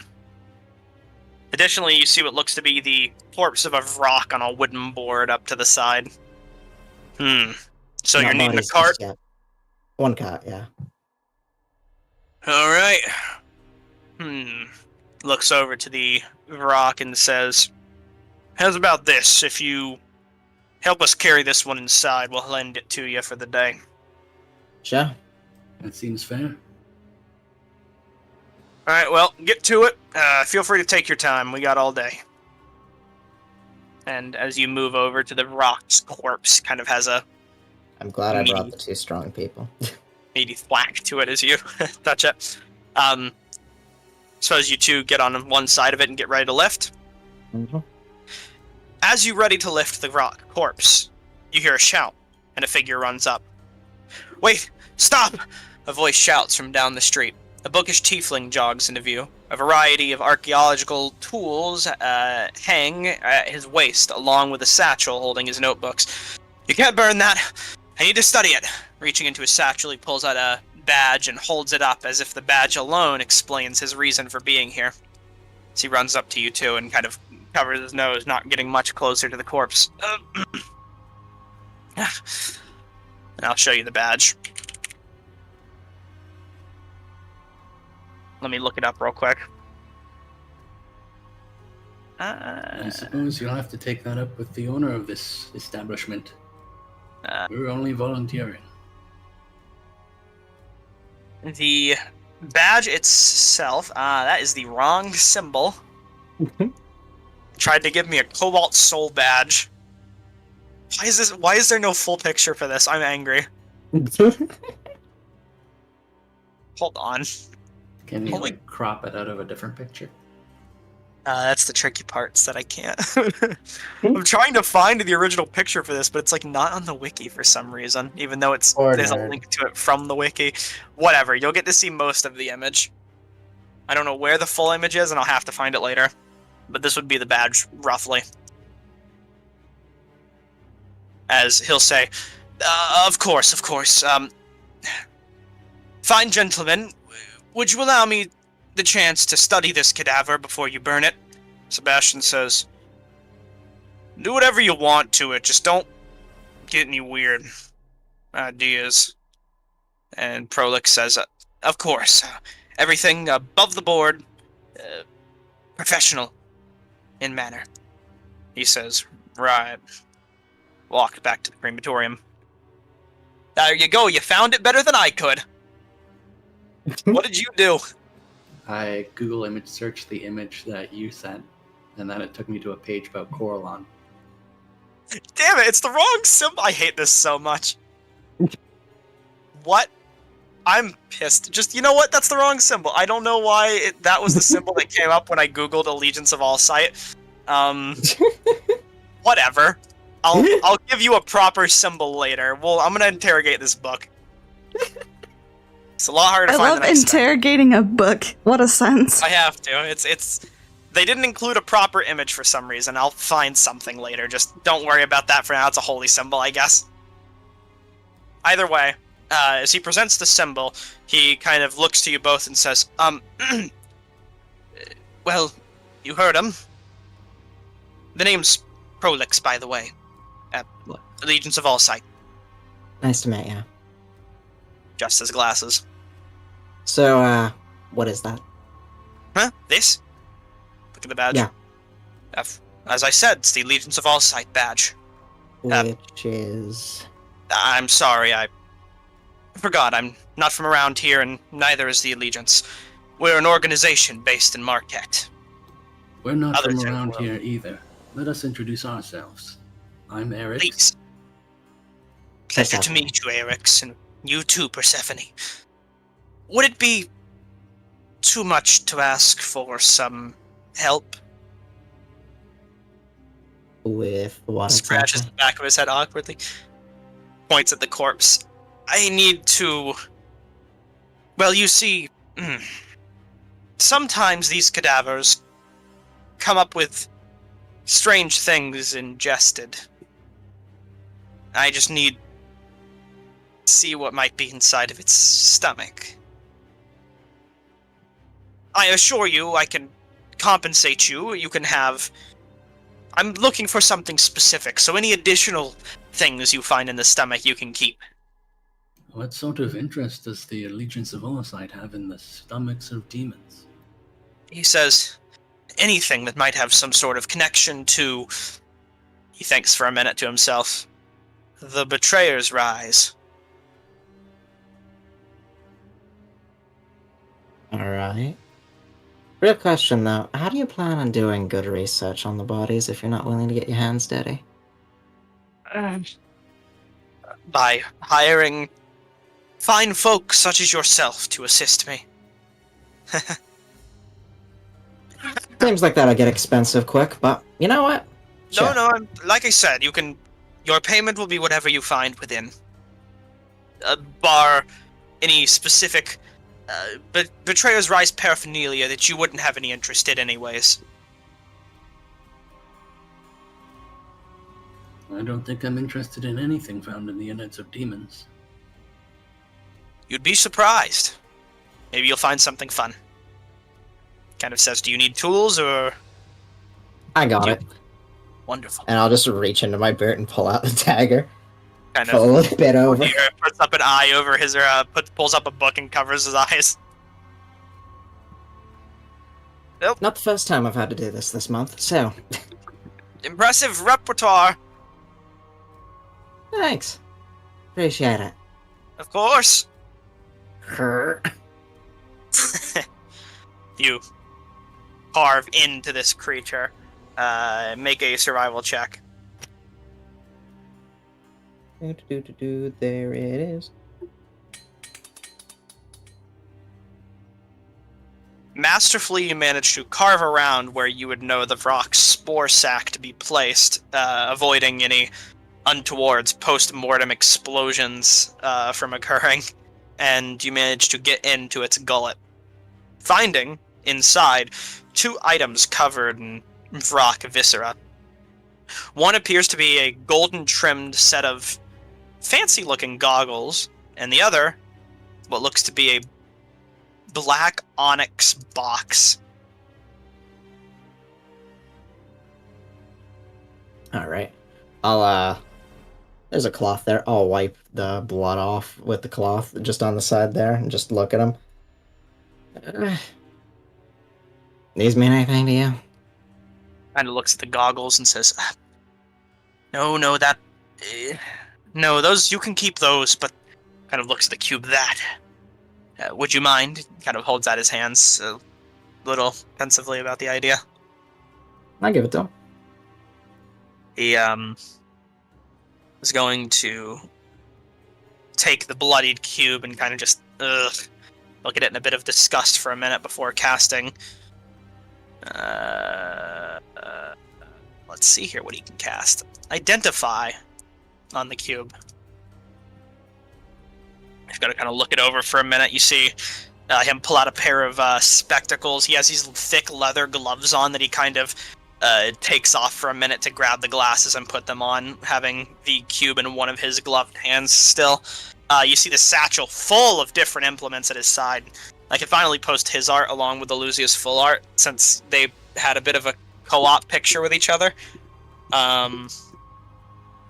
But he kind of looks over the cube and says, yes, this will do just fine. Thank you for your cooperation. Yeah, no problem, I guess. He says, consider the goggles your payment, of course, but you may continue with your cadaver business. Sure. Hey, before you go, Yes? would you happen to know an Elosia? His face kind of goes into a grimace. Why, yes. Are you familiar with Andalusia as well? Ran into her one time. Friend thought she was kind of shady, so didn't do too much, but... Then Oh, you nice are guy. Read twice. then you are in good company, because your distrust is well placed. If you would like, I could tell you what I know about her, in case you have the displeasure of meeting her again. Thanks. I suppose it's not great to spread rumors. Perhaps we'll ask her ourselves.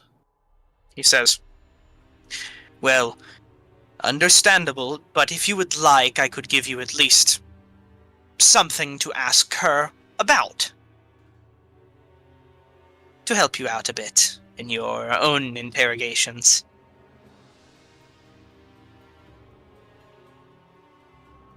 Shoot. He says, she is not hard to spot given her outfit, which is associated to her organization, if you can even call them that, he says with a bit of a scoff. They know themselves to be the conservatorium of the Vermilion Dream, and knowing that they've dispatched Alosia, as you've called her, to this city means nothing good. They're a no-good group of hoodlums and, dare I say, cultists, who are seeking nothing good from anything. Business with them will only end in trouble. And if you would From like, experience? their organization has been a thorn in our side since the dawn of their creation. And I assure you, we've been around longer than them. We're an established government type of organization. What brings all these organizations from Marquette to this far corner of the world? Kind of sniffles a bit and says, well, as a matter of fact, I'm an archaeologist, and for myself, I'm not here to perform archaeology, but I was sent to, spy on this Alosia, as you call her, as nothing that her and her organization can be getting up to is of any good. As for what reason she is here, I can't be too sure. I'm trying to figure out, and I know that she has some interest in something in Betrayer's Rise, but I haven't been able to pin down quite exactly what. And you said organizations. Do you just mean the two of us, or...? What's in that black box you just retrieved? Oh, well, I'm hoping to find out. It's a puzzle box. I'll need to solve it to know what's in it first, but I'm hoping that it's something relating to what Alosia might be seeking, so I could beat her to the punch. Well, if your job's spying, I have a proposition for you. Oh, do tell. She offered us a job, actually. Ah, is that so? Yeah. Supposed to retrieve some of her lost belongings from some people here. Mentioned something about some weird crystal, not too sure, but... You know, if we did the Weird job, crystal. be happy to tell you what went on afterwards. Well, I don't have any money at the moment to give. However, I could definitely think of some form of compensation, if you would be willing, besides the fact that you would be supporting law, justice, and the prosper of humanity, of course. I don't think any of this is a good idea. Helping a spy? Rix, come on. What's there to not like about this? We smash up a bunch of debtors who are causing trouble for people. We get them their stuff back, and You we already help told this the laws guy that we here wouldn't get do He his says- government organization some good information. Looks to you. What's your name, my friend? To you, Eric's. Eric's. Well, I just met. apologize. Perhaps the wording of spy was inappropriate. More of a detective. I'm here to watch on Alosia because her organization is no good evil villains. That You see. sounds like shady dealings in either case. Well, And your offer of payment is even shadier. I mean, yes, of course I don't have any guaranteed way of paying you unless you did a little bit more for me. I could give you something. He says, here. And he kind of rolls down his sleeves, and you see a pair of magical bracers on his arms. He says, help me with a few things around the city, and then me and my organization could compensate you well. This is That's fine? strictly all upsides, Alex. I mean, I'll help you move the Umberhawk, but I'm not getting involved in whatever this is. I assure you, I have an alternative task, you see. I did come to this city to investigate the ill-doings of Elosia. However, I assure you I have other business. I'm an archaeologist, and I came here to perform some archaeology. Can I insight check Prolix? You may. As he says, I've spoken with the city's task hand, and he tells me... Now roll his persuasion or deception check.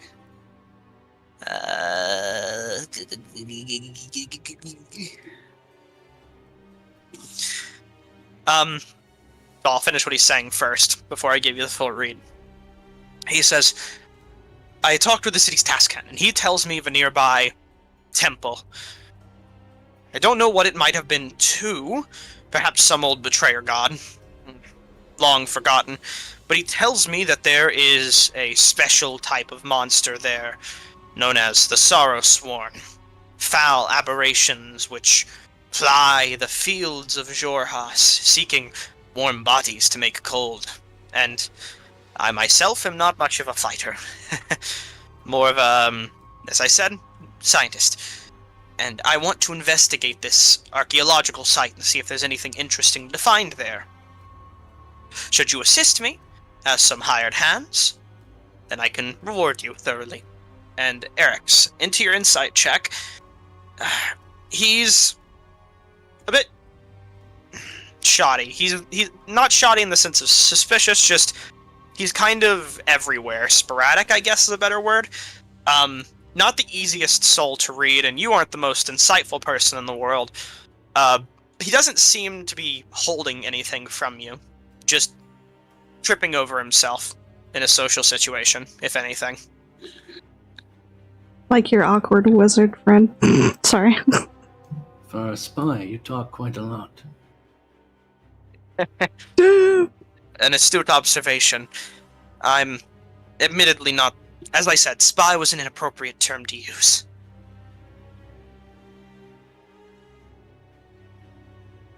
And, as I said, this investigative job should have nothing to do with Elosia. If that is something that dissuades you from working with me. Puts his leather glove back on. Kind of slats it to the side a bit to get the blood off. I don't know what you think, Persephone, but I've already made a commitment to help another in Betrayer's Rise. Oh, you know you can help more than one person at a time, right? Yes. I would not It's require you to go very into exhausting. Betrayer's Rise. What do you say? I would not require you to go into Betrayer's Rise. We would just take a short stint out of the city is all. I didn't hear what you said, Eric. Oh, I thought you did. It's very exhausting. Listen, we already have to take a stint out of the city for your tree, don't we? It's on the way. It is on the way, right? Yes. Okay. As if you asked him, he said, "A big tree? Yes, it should be. Oh, Deeper listen, into the barbed fields. tell you what, Prolix. Yep. Of Just course." mark where it is on the map here. We'll talk it out. Hands kind of covered in blood. He says, how about later on, you can meet with me, and I could take you there. I would want to come with you anyways. It should be on the way to your destination. He kind of takes his finger, still a little bit of blood in it, and kind of taps the map gently, just slowly so you can stop him if you want to. I don't. And he kind of shows you roughly where it is on the way to the tree, just a day out of the city. Sure. Where are you staying? I would stay at the Ready Room, as I hear it's the finest place in town. However, that's obviously compromised due to Elosia being there. He thinks to himself for a minute, kind of thoughtlessly putting his hand onto his chin. I hear the Furbolg Foghome can be very accommodating. Oh? Where can I find this fog home? There's a temple in the southwestern corner of the city. I should investigate.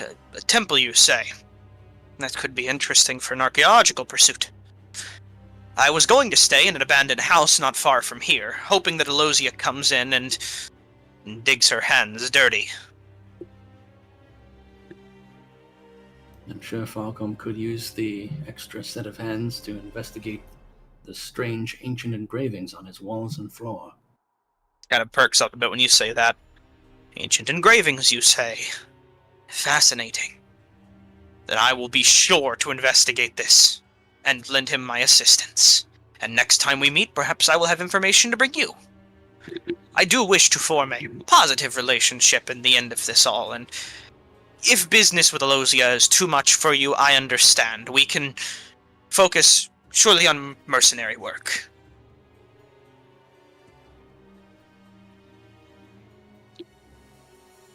And takes his glasses off and says, I should really be on my way to this fog home you speak of. Leaving you to your own business. You know where to find me? And, kind of rolls his sleeves back up. I wish you the best of luck with your burning endeavors. Right. Have a good one, Prolix. You as well, Persephone. Alright, back to it. Seriously, Stuck though, like a Eric. sore thumb. The Elosia job is something I was gonna do anyway. Right, because Dead hasn't been a thorn in my side for years at this point. I just haven't been home to deal with them. If we do her job, we get something out of it. We do his job at the same time. It's nothing but benefits for us. And at the end of it, if you want to go to the task hand to try and arrest her, whatever, you can. I think if she were left to her own devices, she'd end up behind the task hand's bars either way. Well, then there's no downside, right?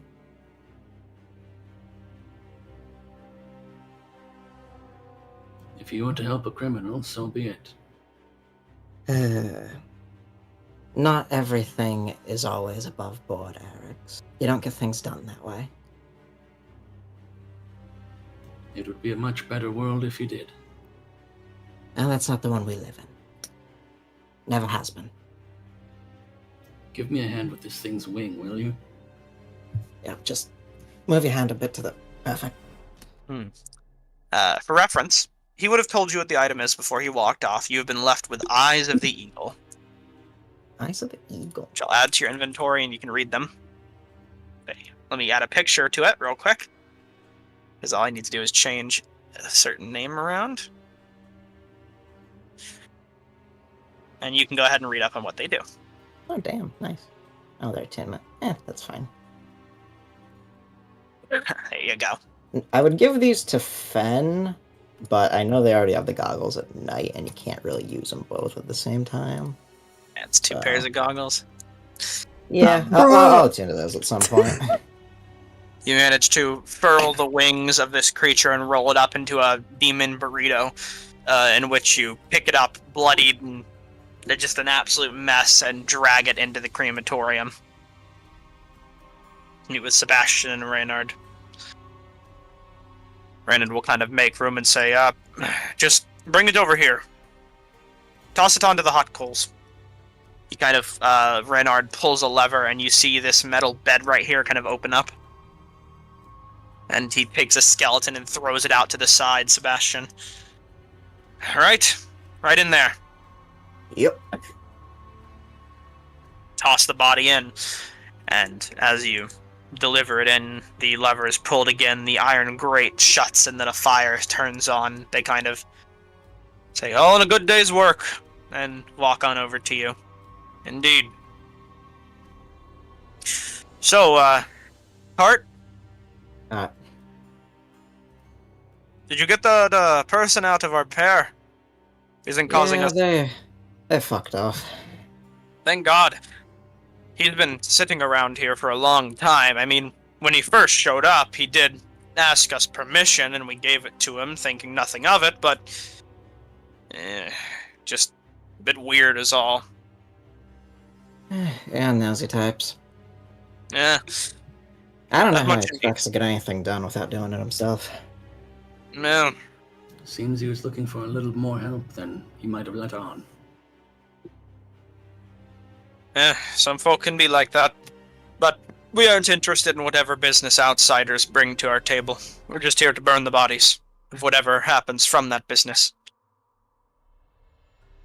Thanks for the cats, lad. I'll be back for, No problem, and we'll burn whatever it is. So grim fate is what's waiting for all drow in this city. we don't all get cremated. Some of us get graved. As you see Some a of few you graves get outside. resurrected by the Luxon's power.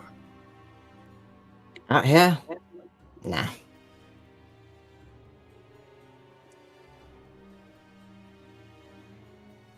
With that, you two wander off from the crematorium, cart collected. And if you'd like to have a conversation on your way to Persephone's house, you may. And the way back, I suppose, we'll just expedite it via the course of one talk. Surely. I think we might have covered it, though, unless you had anything else you want to talk about. I think I'm good. Alright? Okay, cool. With that, you head back and you collect the Umberholt corpse, you seeing Persephone's house for the first time in proper Eric's, tossing this massive, chitinous, bludgeoned and spiked creature into the back of the cart before wheeling it back, and as you wheel it This back... thing, it burrowed a hole through my floor. Jumped us as soon as I got home. Fun times. As you're on your way back to the crematorium, we'll go to the ready room. Let me go ahead and get the map set up. Yippee! Perhaps you should hire a crew to fix that place up. Shouldn't be coming back here after this, so probably won't bother. There's a spectator token, there is not. Let me get that fixed. Boom. Spectator, yep. Oh boy, I have my friend. Yippee! Hug. Oh my god. Your non-eradicated friend. My Put non-eradicated it in friend. the fire. No. I refuse. That's where it came from. I need my emotional support animal.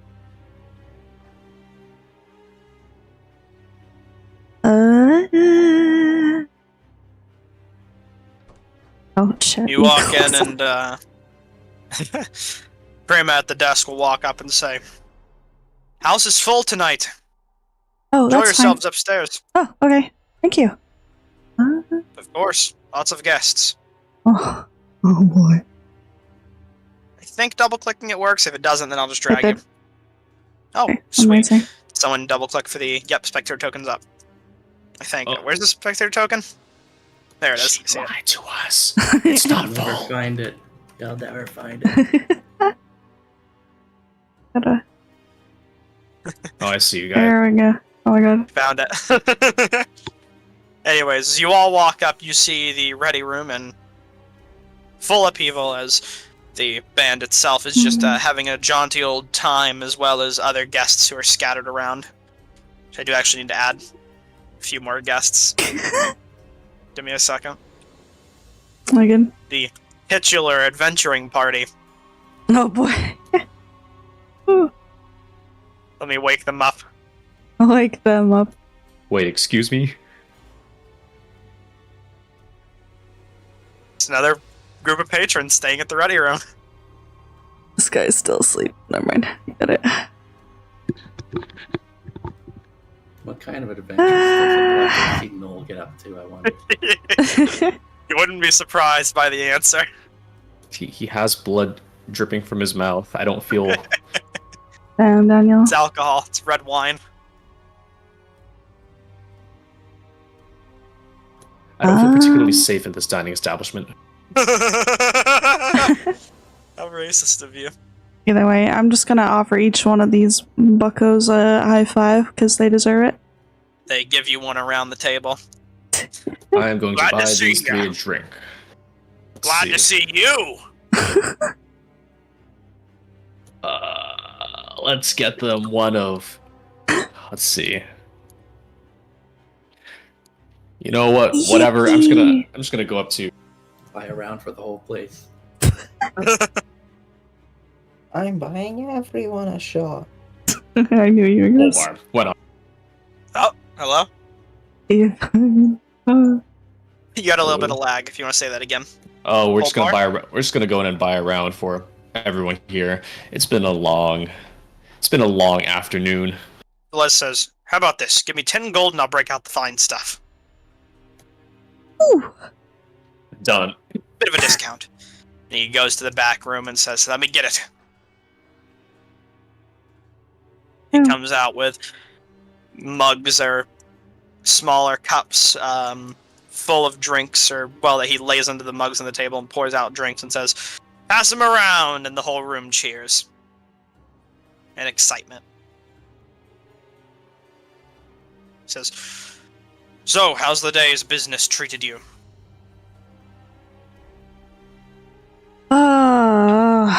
Very stressful. There's a whole heck of a lot more demons in the old grindery thingy.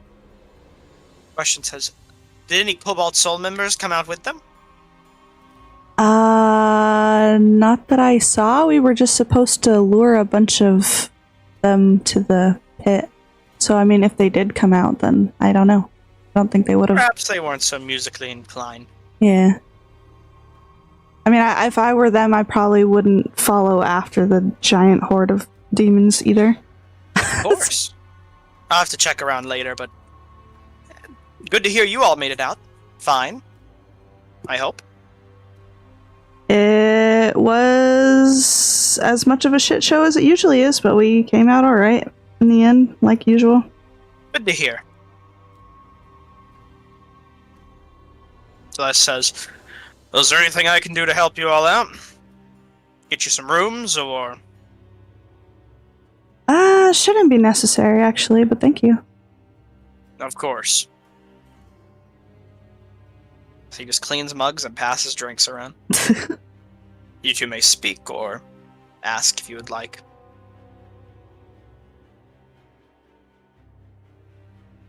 I'm doing nerd things, don't worry. I'm writing down my new spell into my book, because that's a thing that people do. You are sent here with a task, which is the only reason I'm Yeah, curious. I mean, they're not here, so... the person that we were supposed to talk to isn't here. Of course. So, I You mean... can always ask around, but that's up to you. Yes, send the awkward bean to go find someone.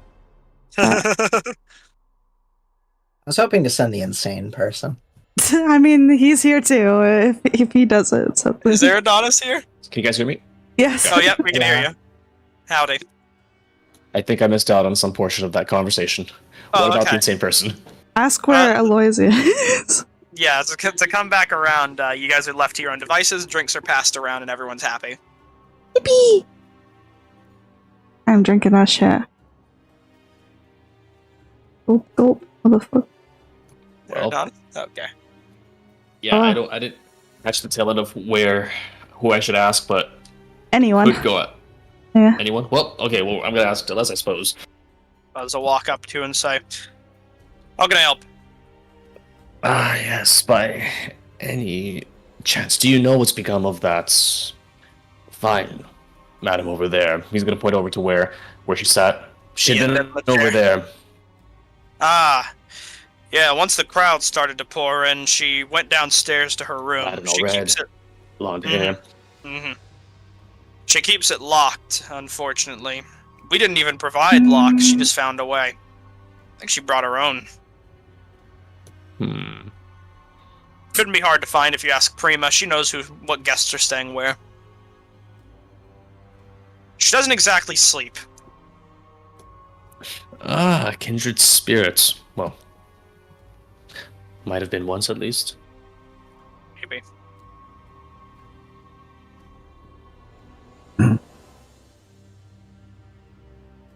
Well, I guess we're just gonna look over to Fenzira. Mm-hmm. Should we perhaps pay a visit? ask if there's one more who would care to join on these festivities as they are. Sure. Oh man, I am gonna get us into so much trouble. Oh no! Oh You boy. gotta double click the Or lever. not have it any other way. Amazing. Little friend can chill here. All right, we're gonna knock on Good. every Oh boy! Oh, give me the. single door in this room until I Let me find one. go! If it's not working, I'll just do this for Okay. you. There you go. Going up was fine. Coming back down Do was you not. ask Prima, or are you just gonna knock on all the doors? You know what? At this point, Eridanos is lucid enough that he could do both. Let's flip a coin. Oh god! He has had at least 2 drinks. Aridonis a lightweight. What is it gonna be? Hell no. Depends how much of the bottle one. you drank. What's a 1 mean? All right, we're gonna ask Prima. Thank Right. God. Yeah. She'll say, her room should be just around the corner, down that hall. To the right.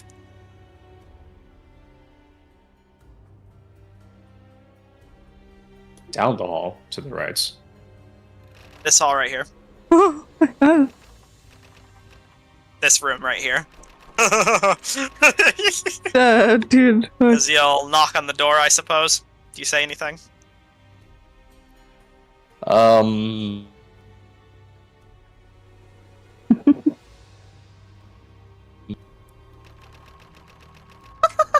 You hear the door kind of unlock after some frustration. Come in.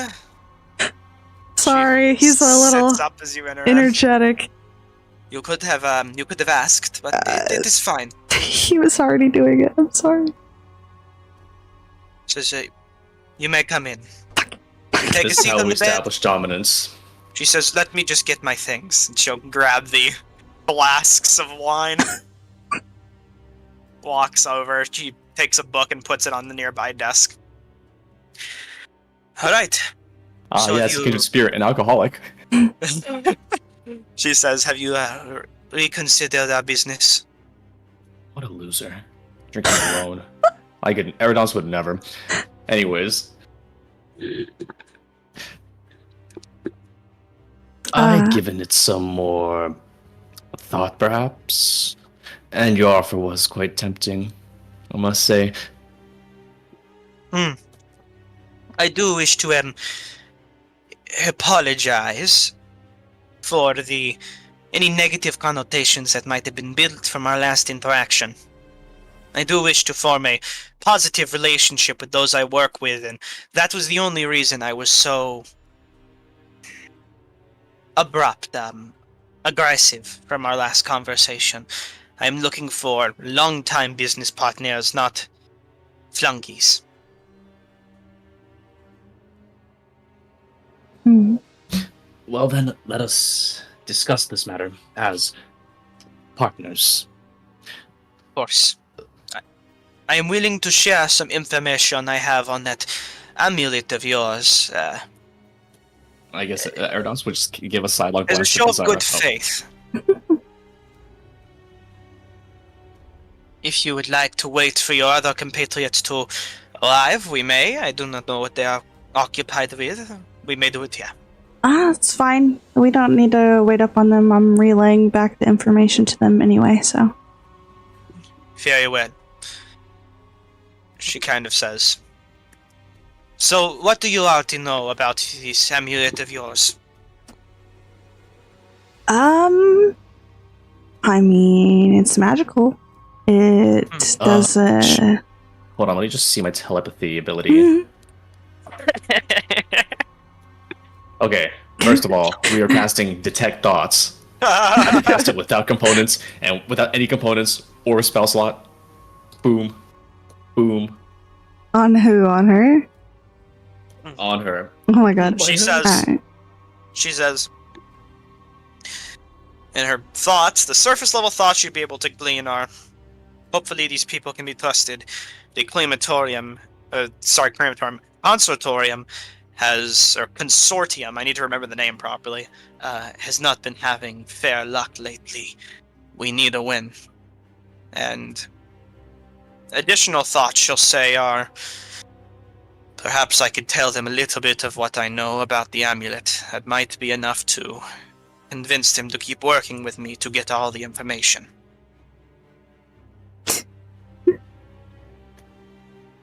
And with his telepathy, Yeah, but let me just check here. How much of our own hand do you think we should reveal regarding this amulet of our dear friends? I'll respond back and be like, I mean, I don't know what sort of harm there is in saying that at the very least it can do invisibility.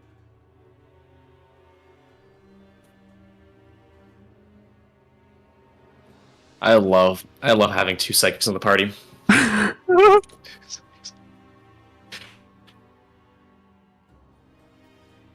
Yeah, I mean, it's up to you. I have no found the problem. amulets in an underwater cavern, grotto of sorts. Mhm. Sorry, it's just a little You're lag. good, Yeah, you're you good. found the amulet in an underwater grotto of sorts, you tell Yeah. her? Yeah. Okay. You say anything else to her, or is that the first that you let out? That's all for now. We're just gonna Eridon's just gonna be he's just dumb like that. He He's says, just uninformed like that. she says, I see. Well, as a matter of fact, my organization is a group of, folklore aficionados, you see. We delve for information in the restricted area of libraries, places that normally you wouldn't bother checking for such secrets. And as a matter of fact, we have some information that I believe might be helpful. Now, I did hear a good bit of information from your friend Alex. Is in very forward-telling in the bar the other few days ago. So I believe I can give you a bit of what I know. Fragmented historical records tell of an unidentified hero of the Calamity who hailed from the lands of Wildmount, this continent. He was born under the full moon of Ruidus and wields the moon's power. And I believe this figure might have been the individual who perhaps in the past possessed this amulet of yours. As you do not get to hear of many folk as such in a place like this. She says, the other thing I can tell you is that this figure, and the reason I know so much about it and my organization, is that this hero participated in many climatic battles across the continents of Wildmount and Marquette, including a battle here at Betrayer's Rise. You see, many old historical records this figure has shown up in, back in Marquette, where me and my organization come from. This is a popular folk, but not to the public. To the public, his name has long since been forgotten. Organizations like my own go through the effort of digging up such information, though. And there is more, but perhaps we reveal that after we have a job well done, yes? Sure. Meridos nods. You can get an additional out of her if you pry deeper.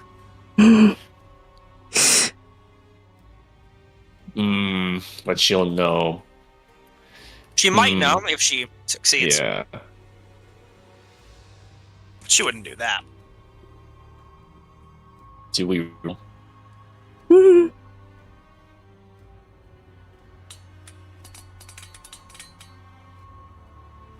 Nah, I'm good. I don't want to risk it.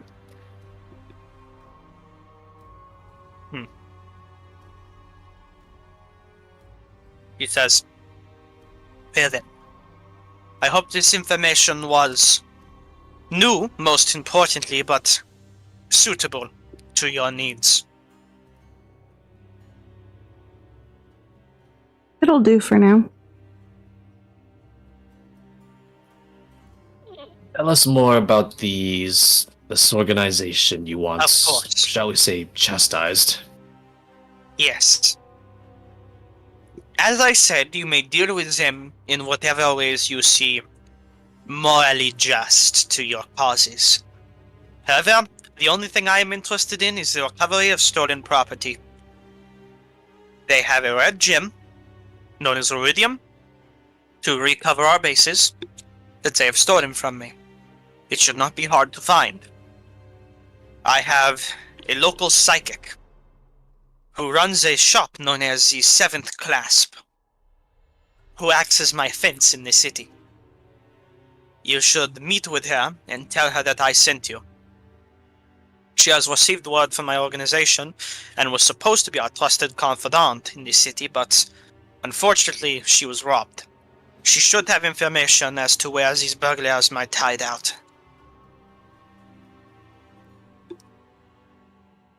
And as I said, her front-facing organization is as a fortune teller. But if you ask me, her fortunes they have never helped me.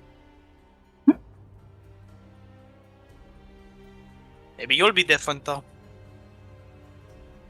Yeah, we'll have to go pay them a visit. She shouldn't be far off from the crematorium. A few blocks down. Understood. Is there any information additionally that you request? Is our original payment still valid?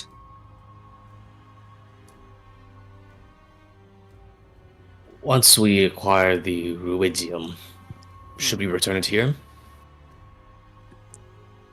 That is a very fine question. If you can retrieve the material, yes, it should be returned to me so that I may expedite its return to my organization.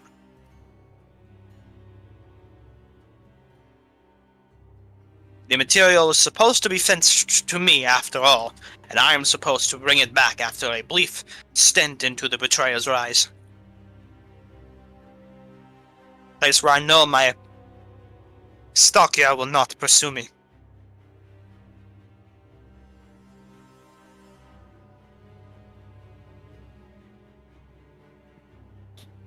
Well, are you satisfied? I'll be up in the ready room later tonight, if you need more from me. Alrighty. Till then, good luck. Yep. With that, you open the door and leave. She'll kind of wait for you to exit. She'll cast Arcane Lock on the door. Just likes her privacy. Next time. Yep, and next session, the rest of your group will arrive, and you will have a conversation in the front of the ready room. As you'll be arriving conveniently on time. Yippee. Yippee! Do we level up?